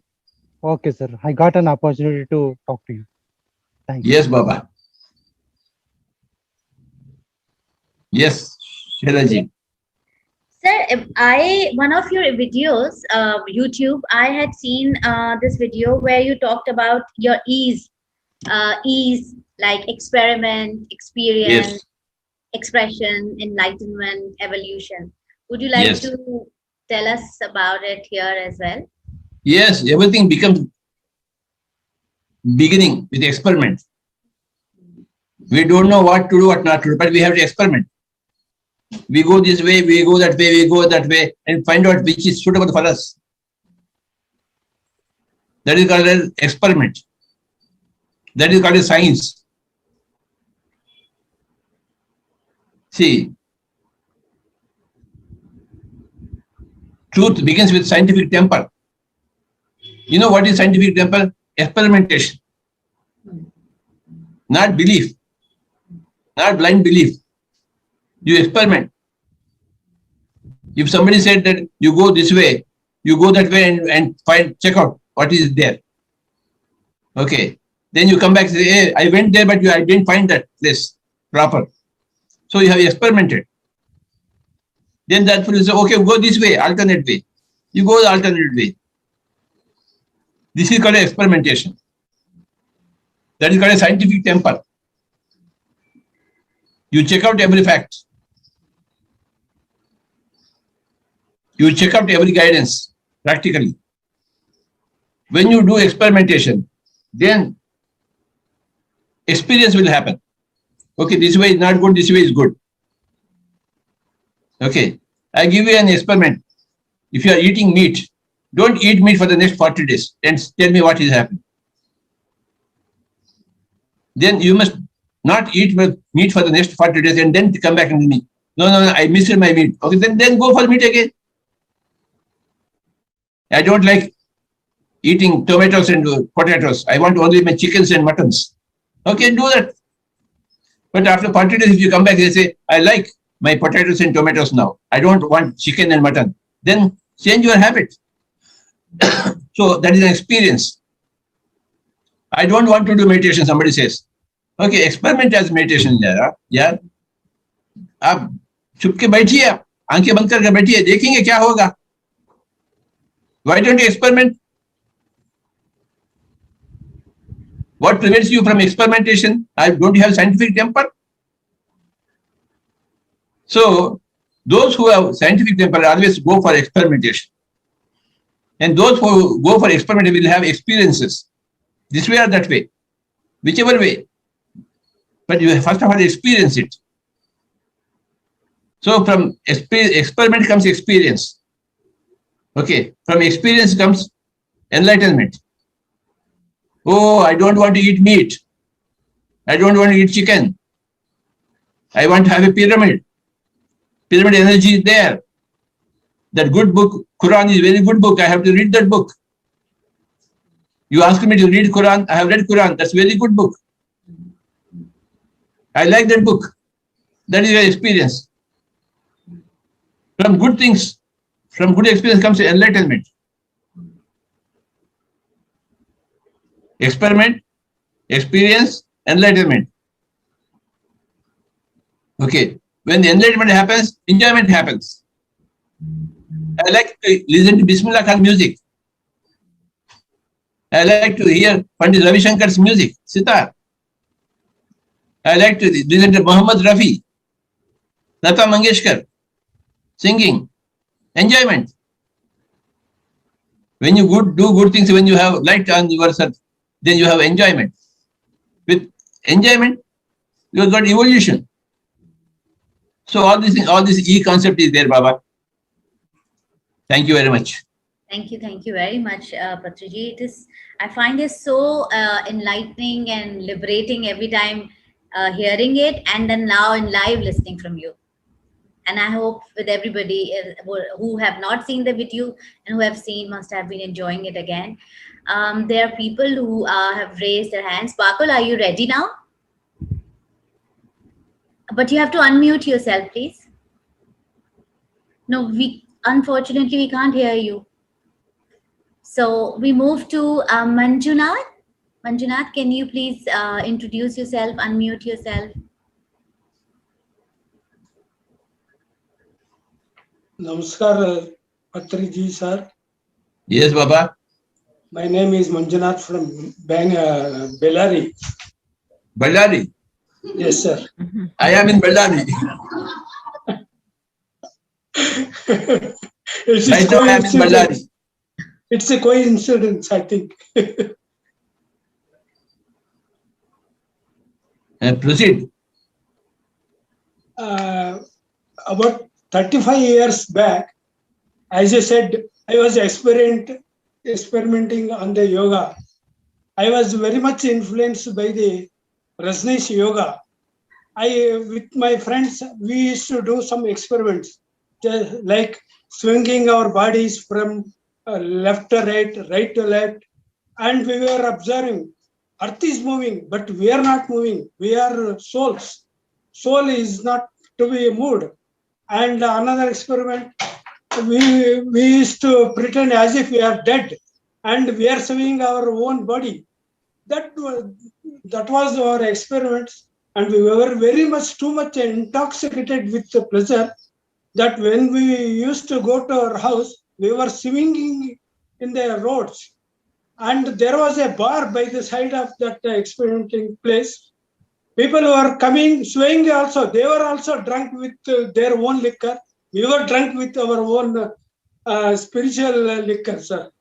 That is my experience. I want to tell you, sir. Yes, Rajneesh was a master of experimentation. He gives a different experiment to everybody. He gives 108 methods of meditation. He calls everything as meditation. And everything is experimentation. That's why he was such a hugely enlightened person. Gave maximum enlightenment to the maximum people on this earth planet. Osho Rajneesh. Thank you very much for remembering him and bringing him today in our midst. A master of enlightenment. What do you do, Swamiji? I am a retired businessman.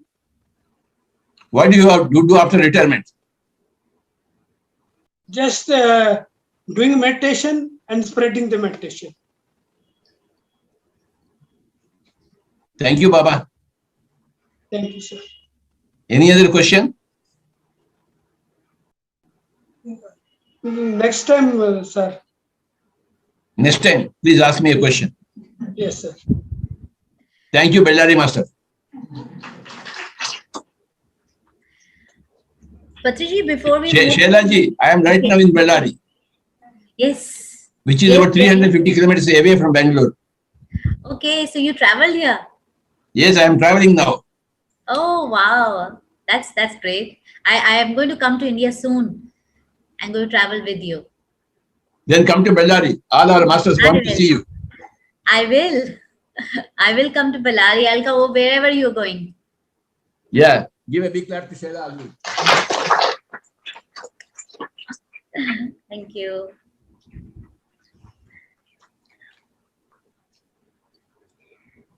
Yes, Baba. Sir, would you like to also enlighten us with because this is, I think, a very common misconception about connection and attachment.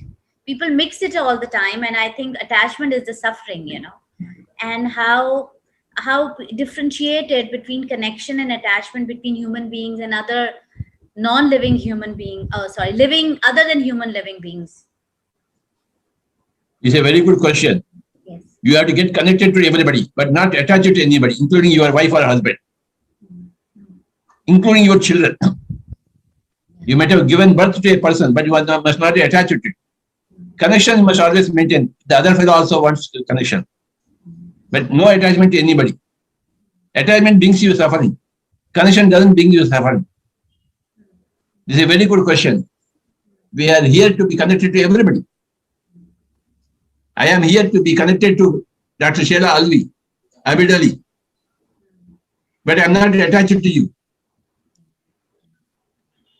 My daughter is speaking from the other side, but I am not attached to my daughter, but I am connected.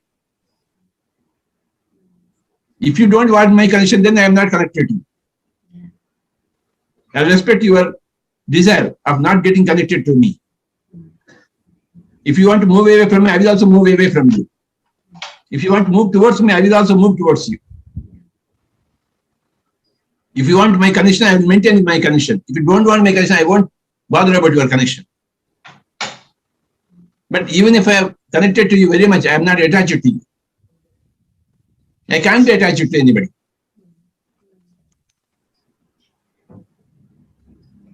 So attachment, so if I make it a physical picture of it, attachment is like one-sided. Somebody gets stuck to the other, forcibly, and connection is a two-way thing. Two people are making an intention to stay connected. I'll give you an example. Yes, sir. With an example, you can always understand. Yes. Suppose I am drinking alcohol. Okay, I daily drink.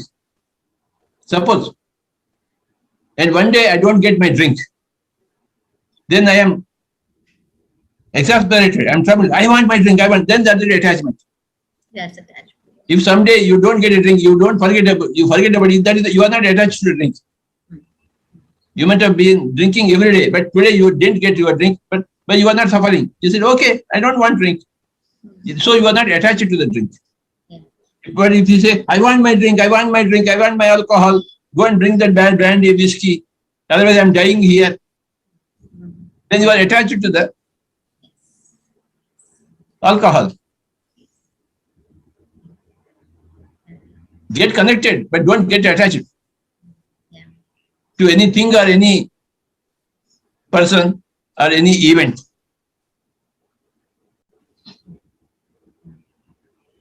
That's a very good question. Difference between connection and attachment. Thank you, Patriji. We are enlightened because of you, ma'am.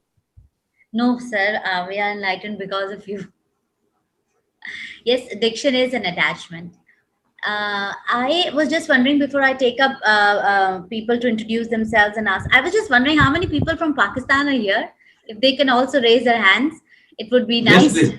That's what I want. Not anybody from India. Oh. I don't like Indians. Especially I don't like Ballari people. So, yeah, 6 Ballari people are hopeless people. I know one person I know has been there. Iram Ali is here. Ahsan is here. And I hope Abid is also here. Yes. So Ahsan is saying hello from Pakistan. Thank you. Thank you, Iram, for being here. Sir, how would you like to go? You want me to take up? Abid Ali is also here. Yes, I want Abid Ali. Abid Ali, sir. Abid Ali, Abid Ali, Abid Ali, Abid Ali, Abid Ali, Abid Ali, Abid Ali, Abid Ali, Abid Ali, Abid Ali. Hello, hello, hello, hello, hello. Swamiji, sing a song first. I knew that. Okay. Please sing a song. शुरू ही song से करें. चलें, ठीक है.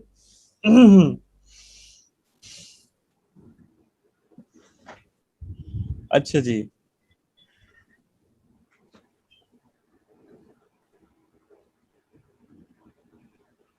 इश्क में तेरे को है गम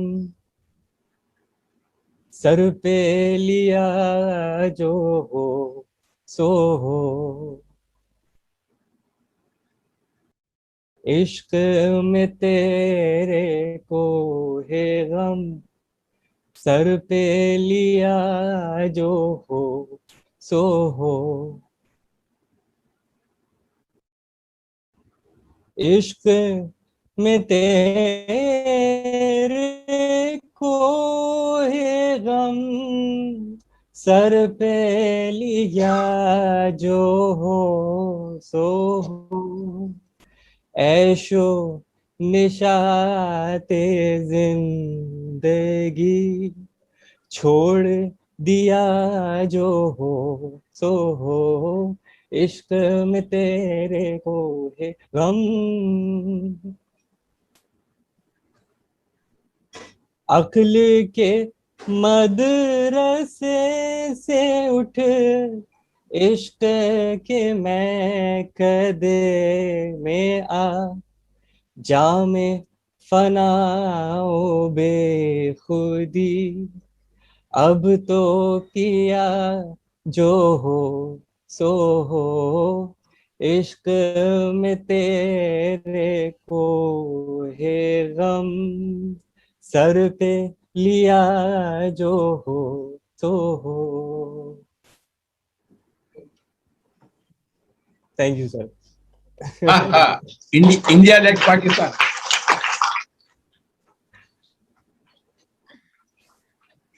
जी सर कैसे हैं आप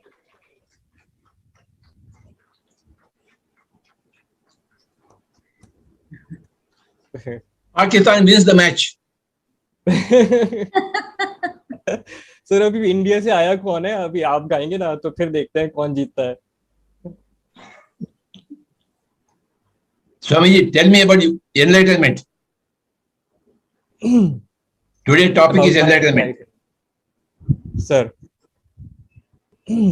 sir, enlightenment.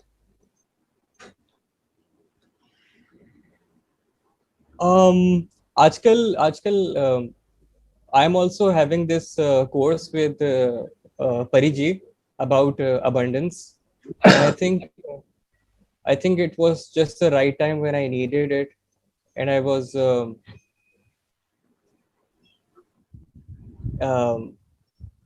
kind of connecting with abundance in nature. सवाल था मेरा एक पत्री सर जो चल रहा था आजकल जहन में तो अब मौका मिला है बात करने का तो फिर मैं पूछ भी लेता हूँ there's a point that I come to every now and then the same point but clearly दिखता है मुझे कि where it feels like कि I have to take a leap, एक jump लगानी है and move forward, but I become so scared लगता है कि ये कदम उठाया तो everything is going to change, and there's a super change that is going to happen, and I feel so scared at that point कि पता नहीं if I'm not going to be the same person. Maybe I'm not going to be there at all. My body is going to explode. The fear is so much. No relation is going to be there. Nothing is going to be there. के उस point से आगे मुझसे बढ़ा नहीं जाता. And then I step back a little. And then after a few days, I come back to the same point. It's interesting कि this particular point I'm really not able to understand कि ये क्या है and उस पार क्या है उस पार ऐसा क्या है जिससे इतना खौफ आता है तो ये एक कैफियत है जहन में आई थिंक आंसर भी इसका ट्रायल एंड एरर से मिल ही जाएगा एक वक्त में so it's a एक फीलिंग एक कैफियत आती है ऐसी every now and then.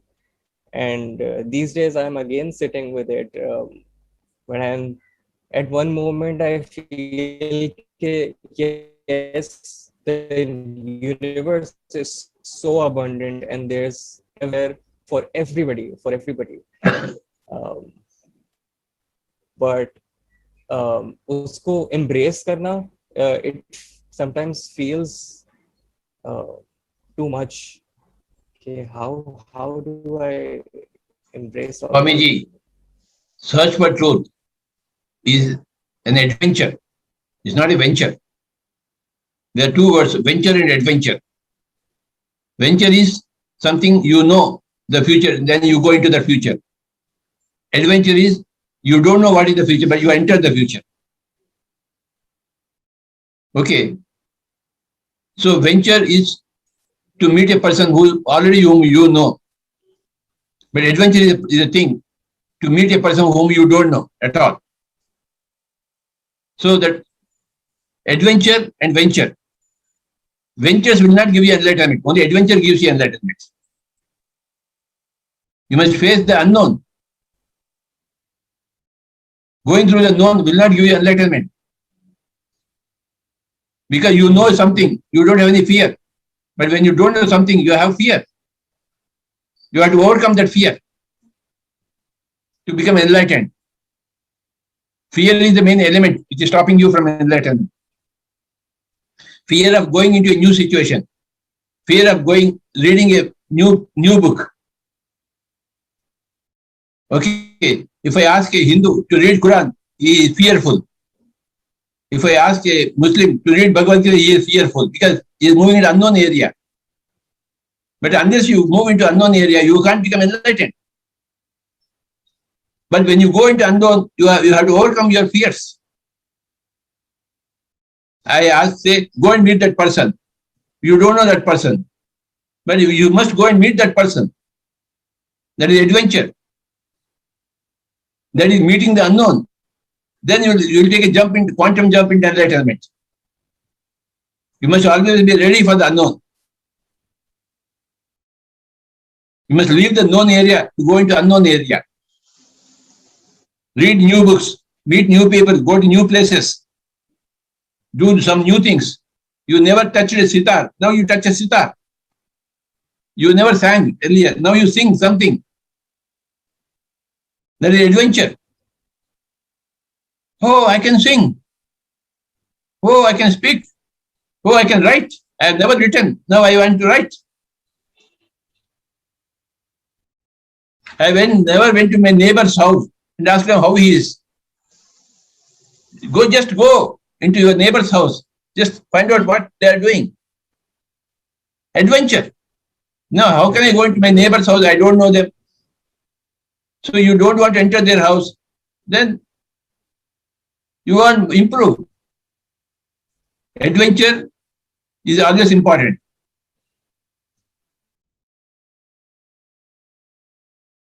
You must accustom yourself for new adventures. Going into unknown area always. I don't know who Abid Ali is, but I want to speak to Abid Ali. That is my enlightenment. That is my adventure. What Abid Ali thinks of me, he may be feeling very bad of me, he may curse me. I don't know whether he curses or he gives me thanks. Abid Ali is something new to me. I have never been to Pakistan. I don't know Abid Ali, but I want to know Abid Ali through Zoom. It is my adventure. But once I met Abid Ali, next time I meet Abid Ali at the venture. I know Abid Ali. He is a good singer. He is a good enlightened master. He is always a happy person. So I go to the next person. Then the next person I don't know. Then I talk to that person. Then adventure. Then I have some leap in enlightenment. You are speaking to me is a great adventure, Baba. All Bellary people are great adventurers. Give a big clap to all Bellary people.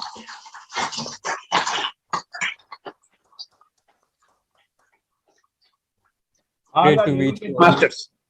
Every baby is a great master here. Every lady, great master here. They always have adventures. They sit for 24 hours a day. Hey, lady, come here. This lady sat for 25 hours. Come here. In meditation. 25. 25 hours. 25 hours straight. So that's a experiment. Wow. That's an adventure. 25 hours she sat in meditation. When was that? How many days back? Only 10 days back. 10 days back. She sat for 25 hours without getting up. Oh my God. What do you think of it? It's amazing. Amazing. Thank you, Baba. Thank you, sir. Give me a kiss.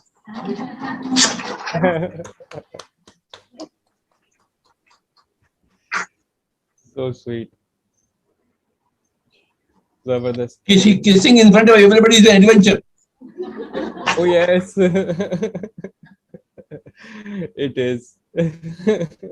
Anybody else want to come and kiss me?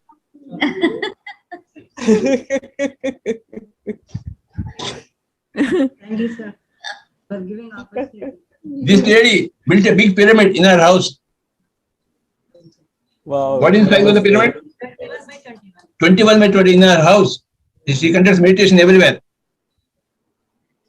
A very great adventure master. Thank you, sir. Oh, come here, come here, come here. This lady sat for 36 hours. Meditation for 36 hours.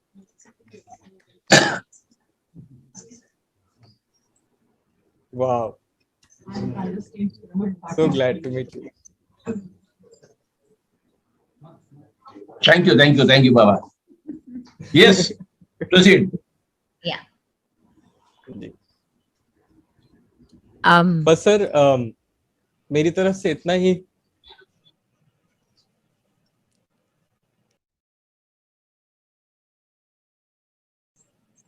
Hello. So, shall Patriji, shall hello, we? आवाज आ रही है मेरी? Yes, Abid, we can hear you. हाँ जी, मेरी आवाज आ रही है क्या? I think my आ रही is a little unstable. ठीक है.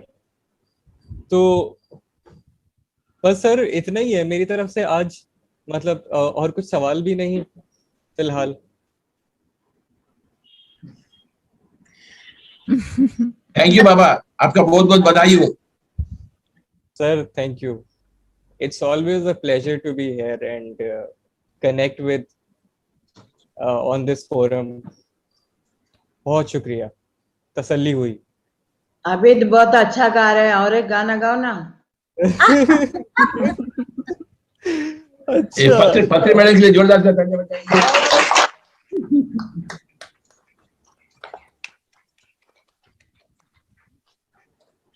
अच्छा जी, एक और गाना. हाँ, एक और गाना. एक और गाना चाहिए आपको. फरमाइश.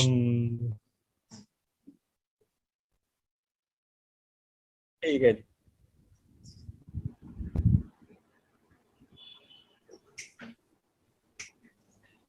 कुछ ना कहो, कुछ भी ना कहो, कुछ ना कहो,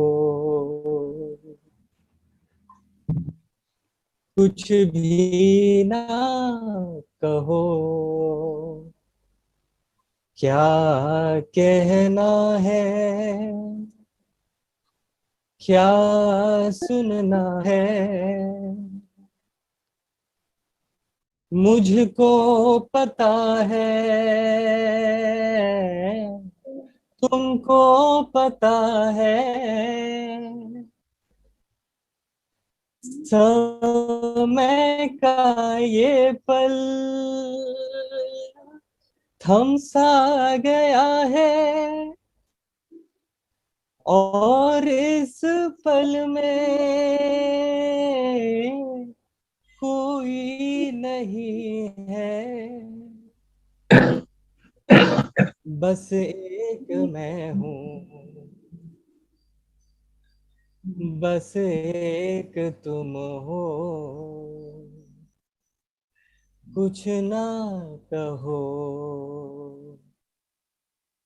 कुछ भी ना कहो, कुछ ना कहो, कुछ भी ना कहो.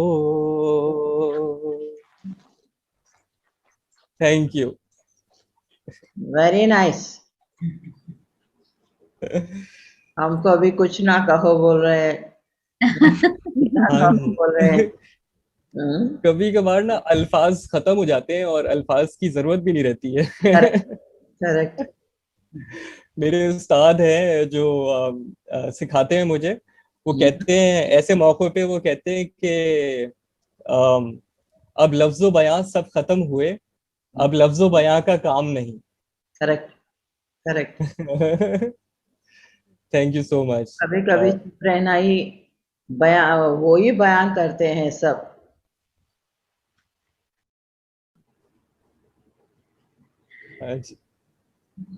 Good. Yes, Shweta madam. Sir I got this message, Balraj से गाना गाना है हमने, बलराज भी है यहाँ पर. उनको बुलाइए. बलराज आ जाइए, आपकी टर्न है. और सर हमारे पास सोबिया, बहुत सारे हैं, और पाकिस्तान से सोबिया का भी हाथ रेज्ड है. बिल्कुल. बलराज आप हैं? सलाम वालेकुम. वालेकुम सलाम बाबा. सर कैसे आप? बिल्कुल ठीक ठाक हुए. आपको बहुत बहुत सलाम. आबिद अली आपको बहुत बहुत सलाम. और सर ने कहा था कोई पाकिस्तानी को बुलाया जाए, तो मैंने अपना कहा कि मैं भी तो पाकिस्तान से, मेरी रूट्स है, मेरे एंसेस्टर सब पाकिस्तान पे है, तो इसीलिए मैंने अपने हाथ रेस कर दिया. अच्छा. तो तो सुबह के 3:30 बजे सर यहाँ लंदन में, और आपने याद किया था, हमने कहा चलिए हम तैयार होके आ गए आपके पास फिर. 3:30 बजे लंदन में. Yes, 3:30 in the morning, early morning. Yes, it's almost touching 4 now. So एक सॉन्ग हो जाए. एक गाना हो जाए. Okay. तू है वही दिल ने जिसे अपना कहा, तू है वहाँ मैं हूँ वहाँ, अब तो ये जीना तेरे संग है सदा.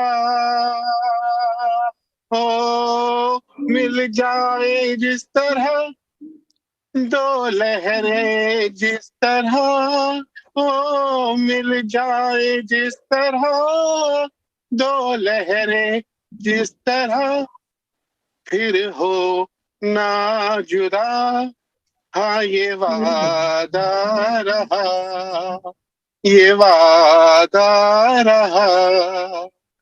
तू है वही दिल ने जिसे अपना कहा, तू है वहाँ मैं हूँ वहाँ, अब तो ये जीना तेरे संग है सदा.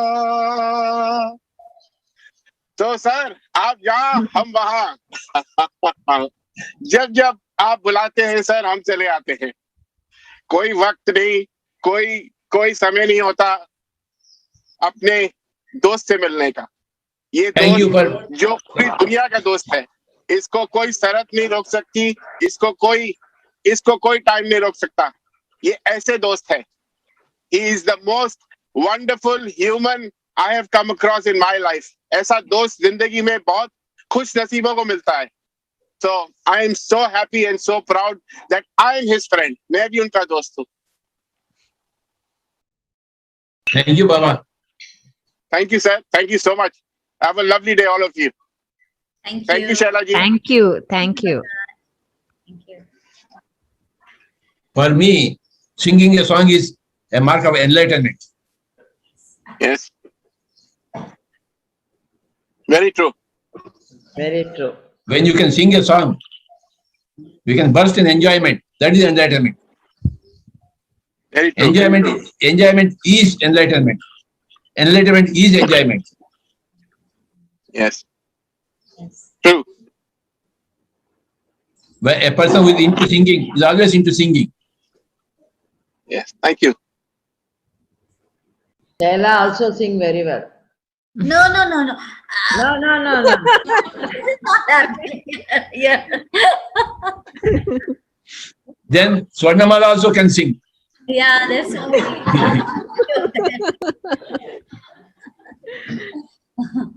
मुझे याद नहीं आ रहा कुछ गाने. Let's bring our Pakistani friends. Yes, Baba, please. Yes. Sobia is here. Sobia, would you like to unmute yourself and introduce yourself? She's also from London right now. Okay. Namaskar, Patriji. Namaskar, everyone. Yes, Baba. बिल्कुल इधर अभी 4 ही बज रहे. मेरा actually बस एक quick question है. First, thank you again for singing, everyone. It's always so good to hear everyone early in the morning singing. मेरा क्वेश्चन, आई एम सॉरी अगर मैं आपसे आपने इसके बारे में पहले बोला हो और शायद मैंने सुना नहीं हो, but I would again still ask you this 2 questions. एक है कि जो रोल ऑफ इंटेंशन होती है कि कुछ लोग जो अनइंटेंशनली किसी को हार्म करते हैं, तो उसका फिर कर्मा से क्या कनेक्शन होता है, और कुछ लोग जो अच्छी चीज करते हैं लेकिन उनकी नीयत अच्छी नहीं होती, तो उसका फिर भी कर्मा से क्या कनेक्शन है. एक तो ये क्वेश्चन. सेकंड क्वेश्चन ये कि ऐसे लोग for example One question by a time. Okay, sorry. If you put 3 questions, I will forget all the questions. Yes, just one question. What is I'll the first ask question? the next one. What is it? Next question. Yeah, the role of intention with karma. Okay, Baba. So intention is the most important thing. Intention is the seed for karma. Okay. If your intention is good, you might have done still harm to others. That won't come as karma. When your intention is wrong, then the karma happens. See, I am driving a car. Okay. But some dog comes in between, running. Then I overran the dog. The dog got killed. Am I a murderer? No. No. It is not my intention to kill the dog. But I can't put a brake. Even if I put a brake, the dog got killed. But my intention is not to kill the dog. So that is not karma. But if a dog is there, I am driving on the dog. That is intention. Then you are a culprit. So bad karma begins with intention. That is the first answer for your question. Second question? Second question is different. Those people who are intellectually not sound, मतलब उनको कोई developmentally they're not sound, what is the role of karma in their lives? They also lead lives. They sometimes, again, I think you're right कि उनकी भी intentions नहीं होती है, तो फिर उनकी जिंदगी karma के साथ कैसे connected है, क्योंकि वो तो intellectually are not sound. Those people who must have done a lot of bad karma in past lifetimes, they become mentally handicapped person this lifetime. My father was like that. My aunts were like that. They were always had schizophrenia. I never saw my father as a proper person. He had to pay for his previous lifetimes negative deeds. When I saw my father's past lifetimes, he was a hunter. He was catching birds and removing all the feathers, literally giving lot of suffering to all the birds. So he had to pay back as a mental patient, a mentally handicapped. He cannot think properly. His brain has got damaged. So he was paying for his past lifetimes. So now how can he undo it? You cannot undo, I cannot undo, Baba. He has to undo it by the next lifetime. Okay.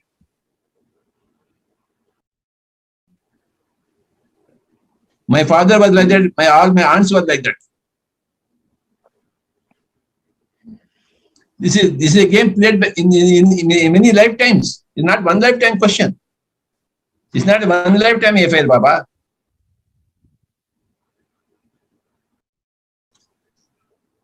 When I saw my father's past lifetime, I saw all these things. So we were always troubled by our father, but not intention, because he was a mad person. He was beating my mom, and we had to protect our mom. He always gets wild about my mom. So always me or my brother, somebody used to be at home to protect my mom. But it is not intentional. His brain is cracked.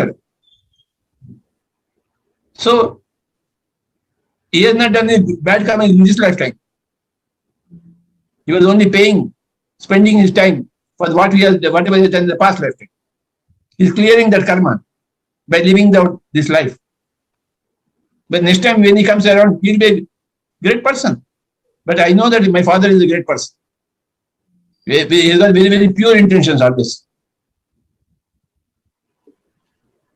Thank you very much for your very, very intelligent questions, Baba. Thank you. Thank you so much. You tell us more about yourself, how you came into enlightenment. Patriji, it was because I have a long association with Dr. Shaila. We work in the same field. So she introduced me to you and all the other masters. So my journey of enlightenment, I think, started way before. I, as a child, I think I used to always feel odd one. I could not fit in easily with everyone. And I had a lot of questions because I had experienced hurts from my childhood, and I used to raise a question why this happens when I used to witness pains around me. And that led me to question, it started with justice, that why injustice happens. And I don't know how I ended up being in a field which is about mental health, healing. I never even thought that I'll enter this field. I was entering a very different field, economics, but I think my fate was that I had to come in this field. And this is how I then, when I used to sit with people, hear them and reflect. Yes, this is how I evolved and I grew.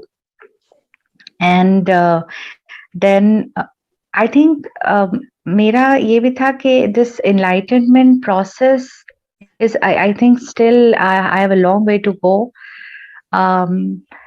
However, there's so many lessons I've learned, and it is that if a person reflects, because I think this is one thing which I always had from my childhood of reflecting and questioning. That really helped me to unlock a lot of questions, because some of the answers used to come from within, some of the answers which people used to provide me. So yes, I'm still on a journey, and it's beautiful to experience other people's perspectives, and because it really broadens my mind. I cannot be more thankful to interact with you and everyone. Thank you, Baba. Thank you so much. Enlightenment depends upon the lessons that you learn. Yeah. Everybody has got huge number of lessons to learn. There are lessons to learn as a male. There are lessons to learn as a female. There are lessons to learn as a poor person. There are lessons to learn as a rich person. There are lessons to learn from being unpad, gaunga. There are lessons to learn from nagarik, padalika. So there are lessons to be learned From insults, there are lessons to be learned from praises. Indeed. There are lessons to be learned from birth. There are lessons to be learned from death. Everywhere there are lessons. The more number of lessons you will learn, the more enlightened you are.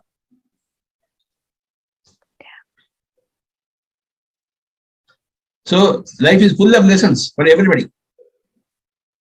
Life gives you opportunities to learn lessons, all the lessons, from all the events, from all the persons, all the situations. Every situation, every event, every person provides you a lesson. Supposing somebody is drinking and he is spoiling his liver, so you learn the lesson. So if you drink also, you also spoil your liver. Yeah. Somebody has done a murder and gone to jail for 13 years.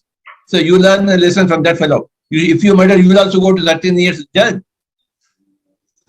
If somebody has done meditation and he has opened his third eye, I also learn a lesson. If you do meditation, you open your third eye. We learn lessons from other people. We learn lessons from our own life. When you read Jalaluddin Rumi, you learn many lessons. Yeah. Have you read Jalaluddin Rumi? Yes, I have. I really like him. Ah. I haven't read extensively, but I've read many of his quotations, and they're beautiful. When you listen to Kabir, you learn so many lessons. एक तो बोलो ना. Sorry? एक बोलो from Rumi. Rumi का quotation? Yeah. मेरा थोड़ा सा मसला ये याद रहने का. मैं जब पढ़ती हूँ तो उसको बड़ा अच्छा महसूस करती हूँ, फिर मुझे याद नहीं रहता quotations. I have a problem remembering quotations, but I have come across, मतलब Rumi को मैंने quotations I'll tell you a quotation from Jalaluddin Rumi. Okay. Mm-hmm. I was born as a stone. Then I died as a stone. Then I was reborn as a plant. Then I died as a plant. I was reborn as an animal. Okay. Then I died and I reborn as a man. When I die as a man, I may go to a divine thing. I don't know. This is the essence of Jalaluddin Rumi. Wow. This is the most famous quotation from Jalaluddin Rumi. Right. Such a great Sufi master. So we learn from everybody. Everybody's experience. Now, why don't you sing now something? Patriji, I actually, when I heard my recording, I used to think that I'm a good singer, but when I heard, I did not like my voice. और ऊपर से I also have a bad throat, so I don't want to really. I mean, इतनी अच्छी singing अभी हुई है. Don't worry about your bad throat. We want your bad throat. Chalo. I don't know. Actually, I'm so bad at remembering songs also. So inshallah next time. I'll definitely do it next time. You have to sing that song. Come on, okay. Sophia. Your life is very good. Suggest me a song then. वही गा लो जो पिछली दफा गाया था नाजिया का. अच्छा नादिया का. चले दिल की. चले. Then you have to wait because मैं वही आपकी जो मेरी lyrics का problem है.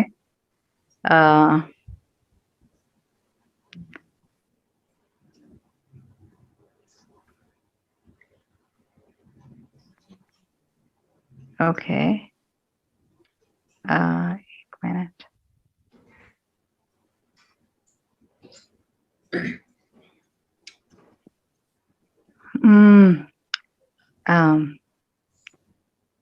दिल की लगी कुछ और भी दिल को दीवाना करे दिल की लगी कुछ और भी दिल को दीवाना करे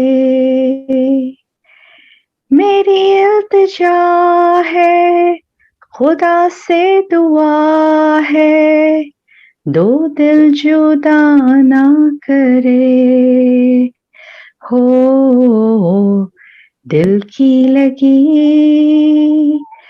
कुछ और भी दिल को दीवाना करे दीवाने चुप कैसे रहे आओ दुनिया से ये कहे जिसे हमसे मिलना गवारा नहीं है हमसे मिलाना करे हो दिल की लगी कुछ और भी दिल को दीवाना करे thank you Thank you very much, Sheraji. Thank you so much. I want Shreyas Daga. Please unmute him. Shreya Jaga, please unmute. Shreyas Daga.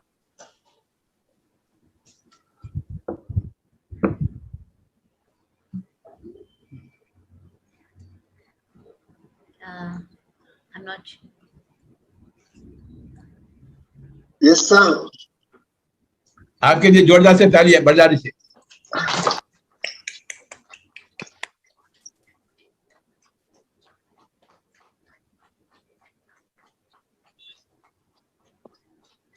Thank you so much, sir. Thank you. So it's lovely to hear all the Pakistani masters. So good, really nice to hear them, and especially their singing, lovely. Thank you. Shreyas, why don't you sing? I know. Even I wanted to ask that. Sir, I've never sang before, so I can't sing. So now is the experimentation for you. Okay, sir. So let me give me 30 seconds. Let me join from my laptop. So in the meantime, take one more sharing, and I'll join from my laptop. Yeah. Meanwhile, we'll give you some time. You choose your song and come back. Yes, sir. Okay. Sheraji, you take somebody else. Yeah, there's so many hands are raised. So I ask Anu. Yes, Anu. Hello. Hi. I'm audible? Yes, Baba. I never expect I'll get this chance. Thank you, Patriji. I'm Anu from Kerala, not from Pakistan. So I just wanted to tell about so many experiences I had. First of all, this is like an adventure to me. Mostly my sir told me, Pyramid Master told me that go and meet Patriji in Enlightenment Hour. I used to be told a lot, but today I thought like I'll take up a grand move towards it. I joined meditation last November, and I got so many third eye visions in meditation. Actually, first after within 1 month of my meditation, I could see Sri Paramahamsa Yogananda ji in meditation, and it was not like he's wearing that too. He was in his in England in dining table in royal coat having his food, but I didn't see him wearing that normal dressing like where he was wearing a same color dress. He was wearing a white color blazer with a red color tie. I got so shocked after seeing him. I got out of my meditation. I'm like, so excitement. Then then after that, I was like, what is this happening to me? I've seen a lot of times his guru, Sri Yukteswar Guriji, a lot of times in my meditation. And once in my astral travel, I met a guru who was wearing a red colored dress in a very traditional guru dress. Then I asked Guruji, aap kaun hai? Then I got that, then his face changed to this guru's face, Sri Yukteswar Giri's form. Most of the time in meditation, I see Yukteswar Giri Guru talking to someone. In a banyan tree is there, very banyan trees. At the bottom, two people are sitting, but I cannot hear their audio. Only their video is visible. And I seen Larry Mashaya, and I asked him, "Will you guide me?" And that is like very happy moment for me. Actually, earlier I used to fear a lot of things. Today is like first time I'm coming and talking to you, Patriji. I don't know. I used to fear a lot. But today I'm taking the first step of adventure, meeting you, talking to you, and I'm feeling very happy. And yesterday I had two visions, sir. Like Sri Krishna Giriji ka ek new book is being released, and one more vision I had: Earth planet is rotating, and one thing, some celestial body is coming and about to hit the Earth. Just by miss, it got deflected, and then Earth is forgetting its revolution plan. So that was like very shocking for me in meditation. And I have seen people from another planet as well. As from other planet as well, I have seen people talking to me. Then they were like about to start a war kind of thing. So, and all this vision I had in my meditation was like very different feeling altogether. Very good. Congratulations for all your third day experiences. Thank you, sir. Any question? Question. I had questions, but now I don't have questions. All my questions are getting answered by itself. When I have questions, I'll come and talk to you, sir. I just wanted to tell all my experience to you, but in person, not in front of so many people. I'm taking up some courage to tell all these things. I feel very happy now. When you have a third eye, you put your questions to your own third eye. The third eye will show everything. Yes. So you cannot come to me again when you have a third eye. Okay. Thank you very much from all the way from Kerala. Thank you, sir. It's my pleasure. And thanks to all the people. Thank you. Kerala, God's own country. We give a big clap to Kerala.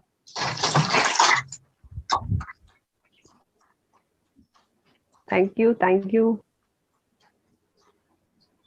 Thank you. Yes, friends, if you are ready.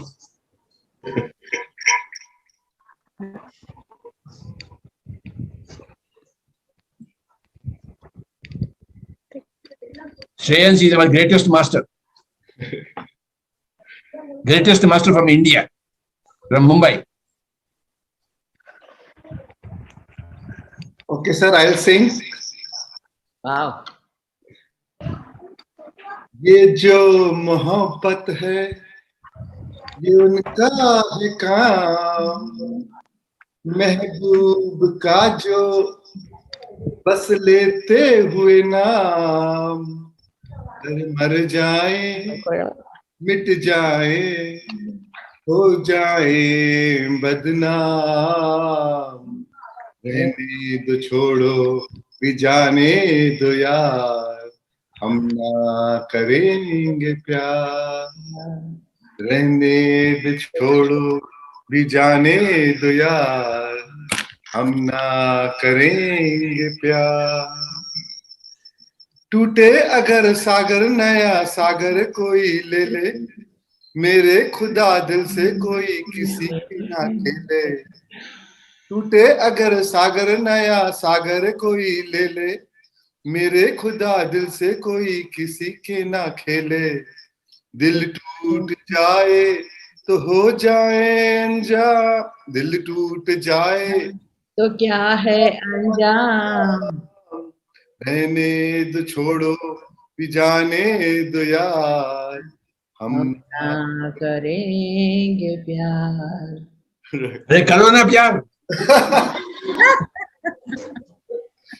Sir अभी Indian से नहीं करेंगे sir, अभी पाकिस्तानी से ही करेंगे। Thank you Shreyas. Shreyas के लिए जोरदार से तालियां बजाएंगे। इंडियन से बोर हो गए ना। Adventure. Adventure, yeah, right, Shaila. We want your definition of enlightenment.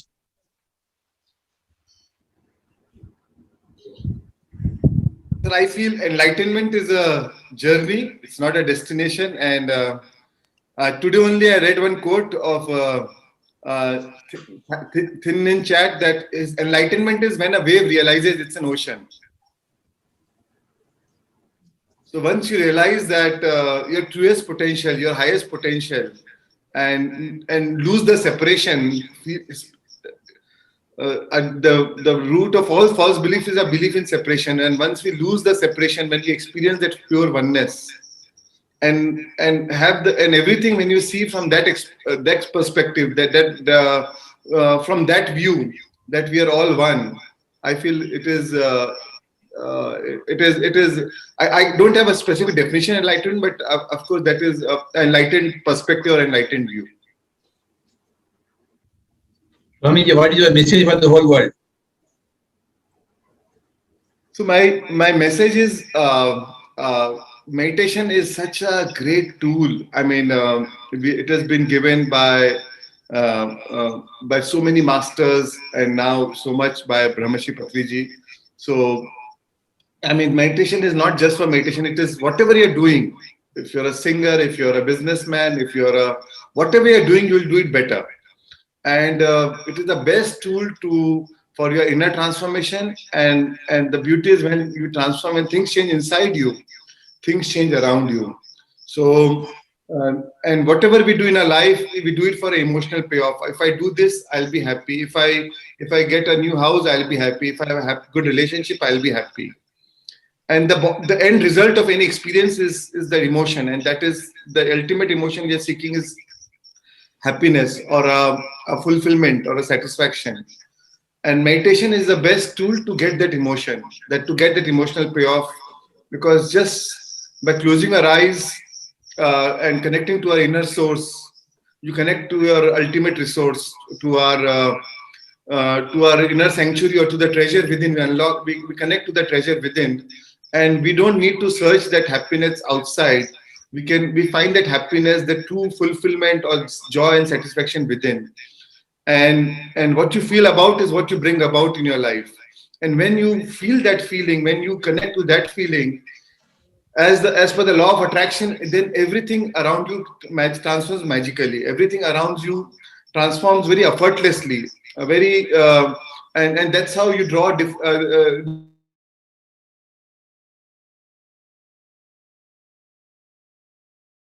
a great tool. And I feel that is the best gift we can give to ourselves. It is an act of self-love, and it is the best gift we can give to ourselves and to others. So yes, let's share. Let's do meditation and share with more and more people. Thank you, Baba. Thank you, sir. बहुत बहुत शुक्रिया, धन्यवाद स्वामी जी, आप आए इधर. Thank you, sir. My pleasure. Always so much to learn. Always from you, sir. I love the venture and adventure. It was amazing, sir. Oh yeah. Yes, yes. Today you sang. That was a great adventure one. Today I made you sing. That is my adventure. Yes, sir. I want Pari there. Please don't ask me to sing.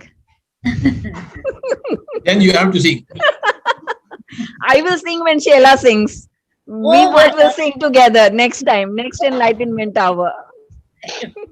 No, she thinks very well. Don't underestimate her. No, I am not underestimating her at all. That is why with her, I'll have the strength. So that is why I want her with me.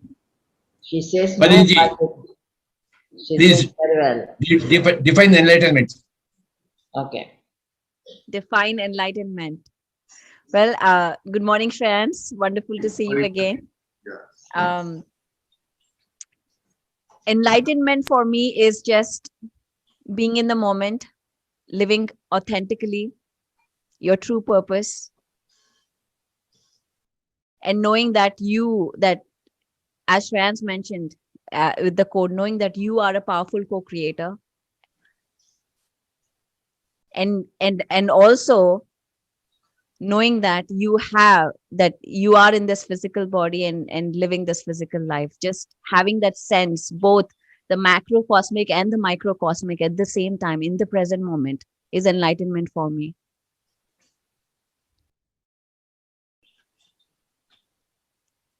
In the scale of 0 to 100, where will you put yourself in enlightenment? 100. Always.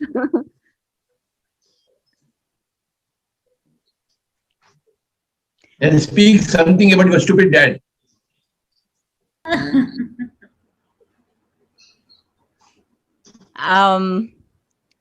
Well, I wouldn't say him stupid. But I wouldn't describe as such, but he is a person who knows how to celebrate a failure and a success equally. He is a person who has shown me how to enjoy life, the enjoyment definition, starting from teaching me how to play cards, the bluff game, how to have my first beer, and how to meditate, all in the same spectrum.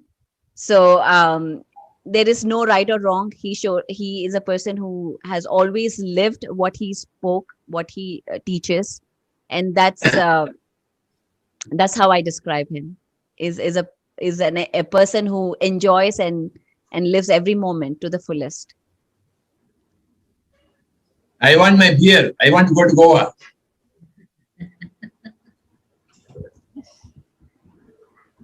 Annie, how would you describe your mom? Describe my mom. She is okay, I'm going to reveal a secret. I call her polar bear because she loves being in the cold. She loves the Himalayas. She puts on AC and the fan together in India and sleeps in winter. But she is a person who knows to give and give and give, and has extreme patience, because that's something that is extremely required when somebody is living with my father. Extreme patience. And well, I saw her as a healer, I saw her as a giver, I saw her as a teacher, I saw her as a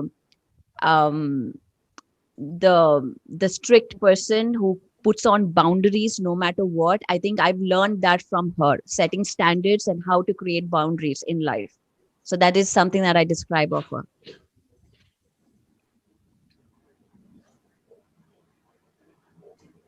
Thank you. Thank you, Baba. And I would now like to invite Sagar and Chandra here to give their message. Chandra ji, come out. Yes, sir. So wonderful. Yesterday when we were talking about karma, and in fact, there was a discussion between me, Sagar. Your voice should be louder. It was a discussion on karma yesterday between me, Sagar, and Pradeep, and then you gave such a vast subject on karma today. That's really amazing, sir. I think everything is always has a meaningful coincidence, and so very, very.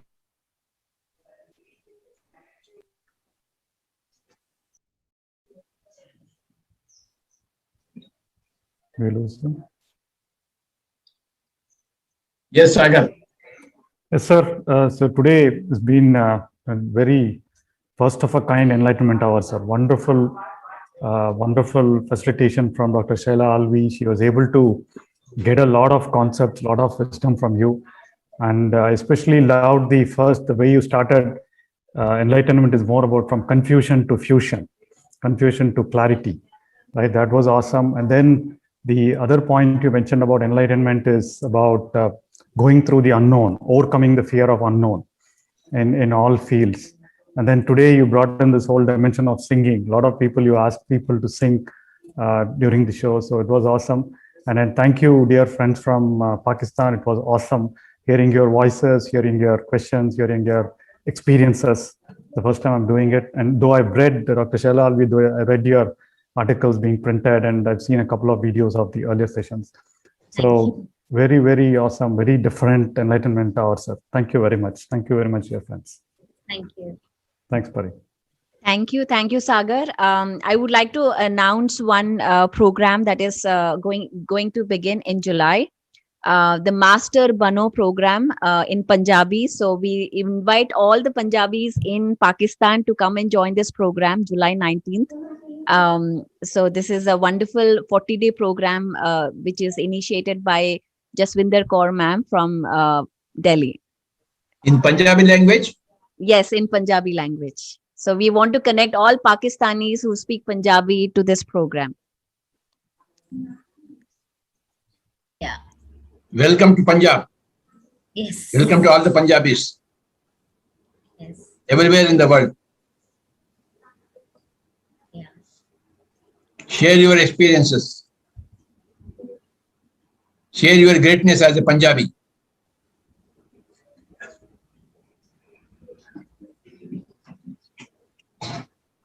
The weather of a Punjabi, the wisdom of a Punjabi,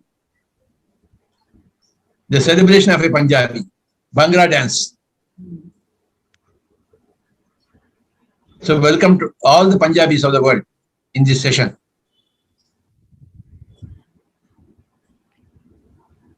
Chandra is there?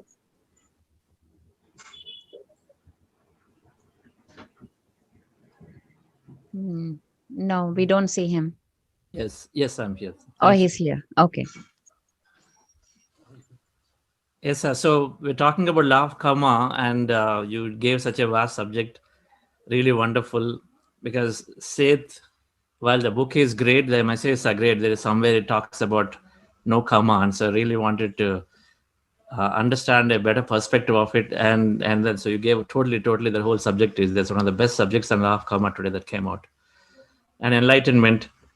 So you always said there is only one meditation is one for everyone. I think this particular session is showing that there's one for everyone, and there is only one meditation, and we all one, and that's exactly what it shows. To me, enlightenment is to recognize that we're all one, and so there's no judgments, and then we accept everyone as they are. We live our life with no judgments, no conclusions, and aspect everyone as they are, and then live in unity and harmony. And then you always said enlightenment is also is that we know that there's infinity to learn. So any amount we continue to learn in every session. So the infinity to learn. We know little, and there's any amount to learn. So continue to learn. I think this is what defines to me enlightenment. Thank you, sir. Wonderful session today. Okay, Pari, let us do some meditation. Yes. And conclude the session. Yes. Put some Bismillah Khan music. Okay. Can you do it? Yes.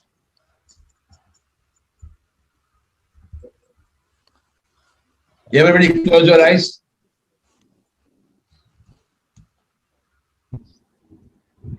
And be with your breath.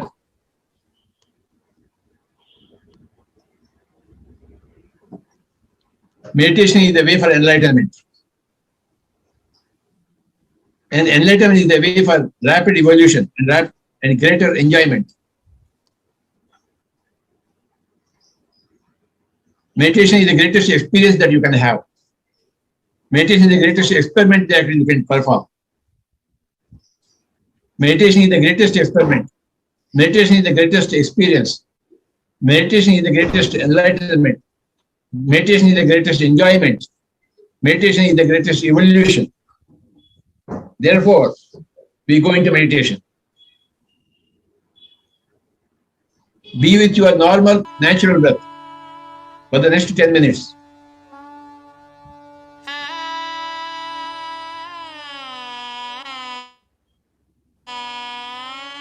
Be with your normal, natural, easy, soft, simple, tender, peaceful,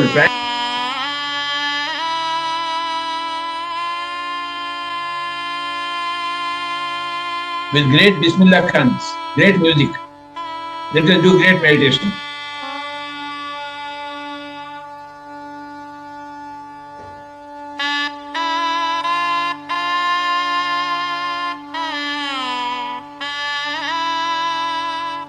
Ten minutes of meditation.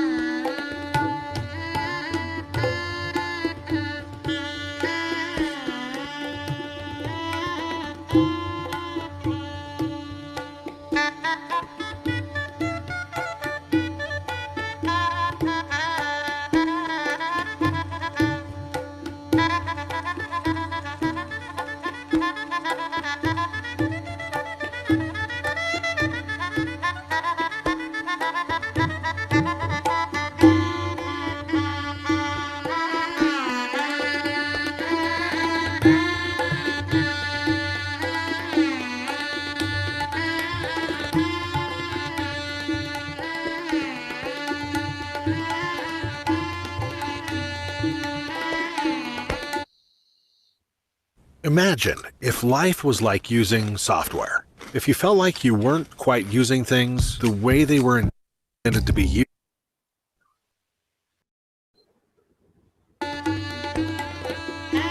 Okay, thank you, buddy. Thank you, everybody. Slowly open your eyes. Give a big clap to Dr. Sheila Alvi. Thank you very much for giving me this opportunity. It was such an enlightening hour and time and moments. Thank you, everybody. Yes. Thank you so much, Sheila. It was a wonderful, wonderful session. I mean, it was just perfect. Thank you so much.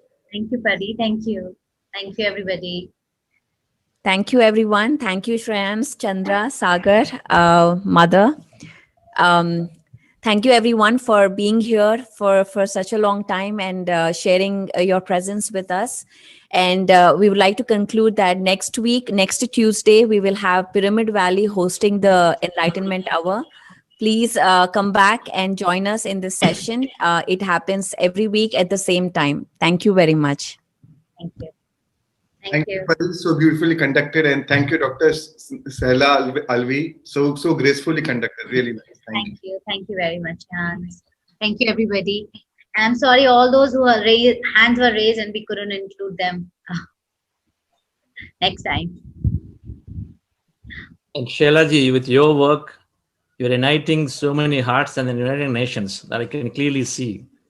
So thank you so much for being that change and then being brave to be talking about this. Wonderful. Thank you, When I Chandra. was in 10 years ago, talking in companies was a taboo. So I was hesitant because you're bringing meditation is religion. So how are you bringing and all that? But then you've taken a great step, and so really, really wonderful that there are many people have shared many beliefs about countries here also from our side and vice versa from the other side. So with this thing, we can easily see that happening, that that all the beliefs that we formed that has been their condition, it slowly goes away. Yes. So thank you, Patri sir. I understand why we are having such beautiful sessions. Thank you. Thank you. Thank you. And I believe Until next Tuesday. Yes. Thank you. Yes. Bye-bye. Bye-bye, everyone. Bye-bye.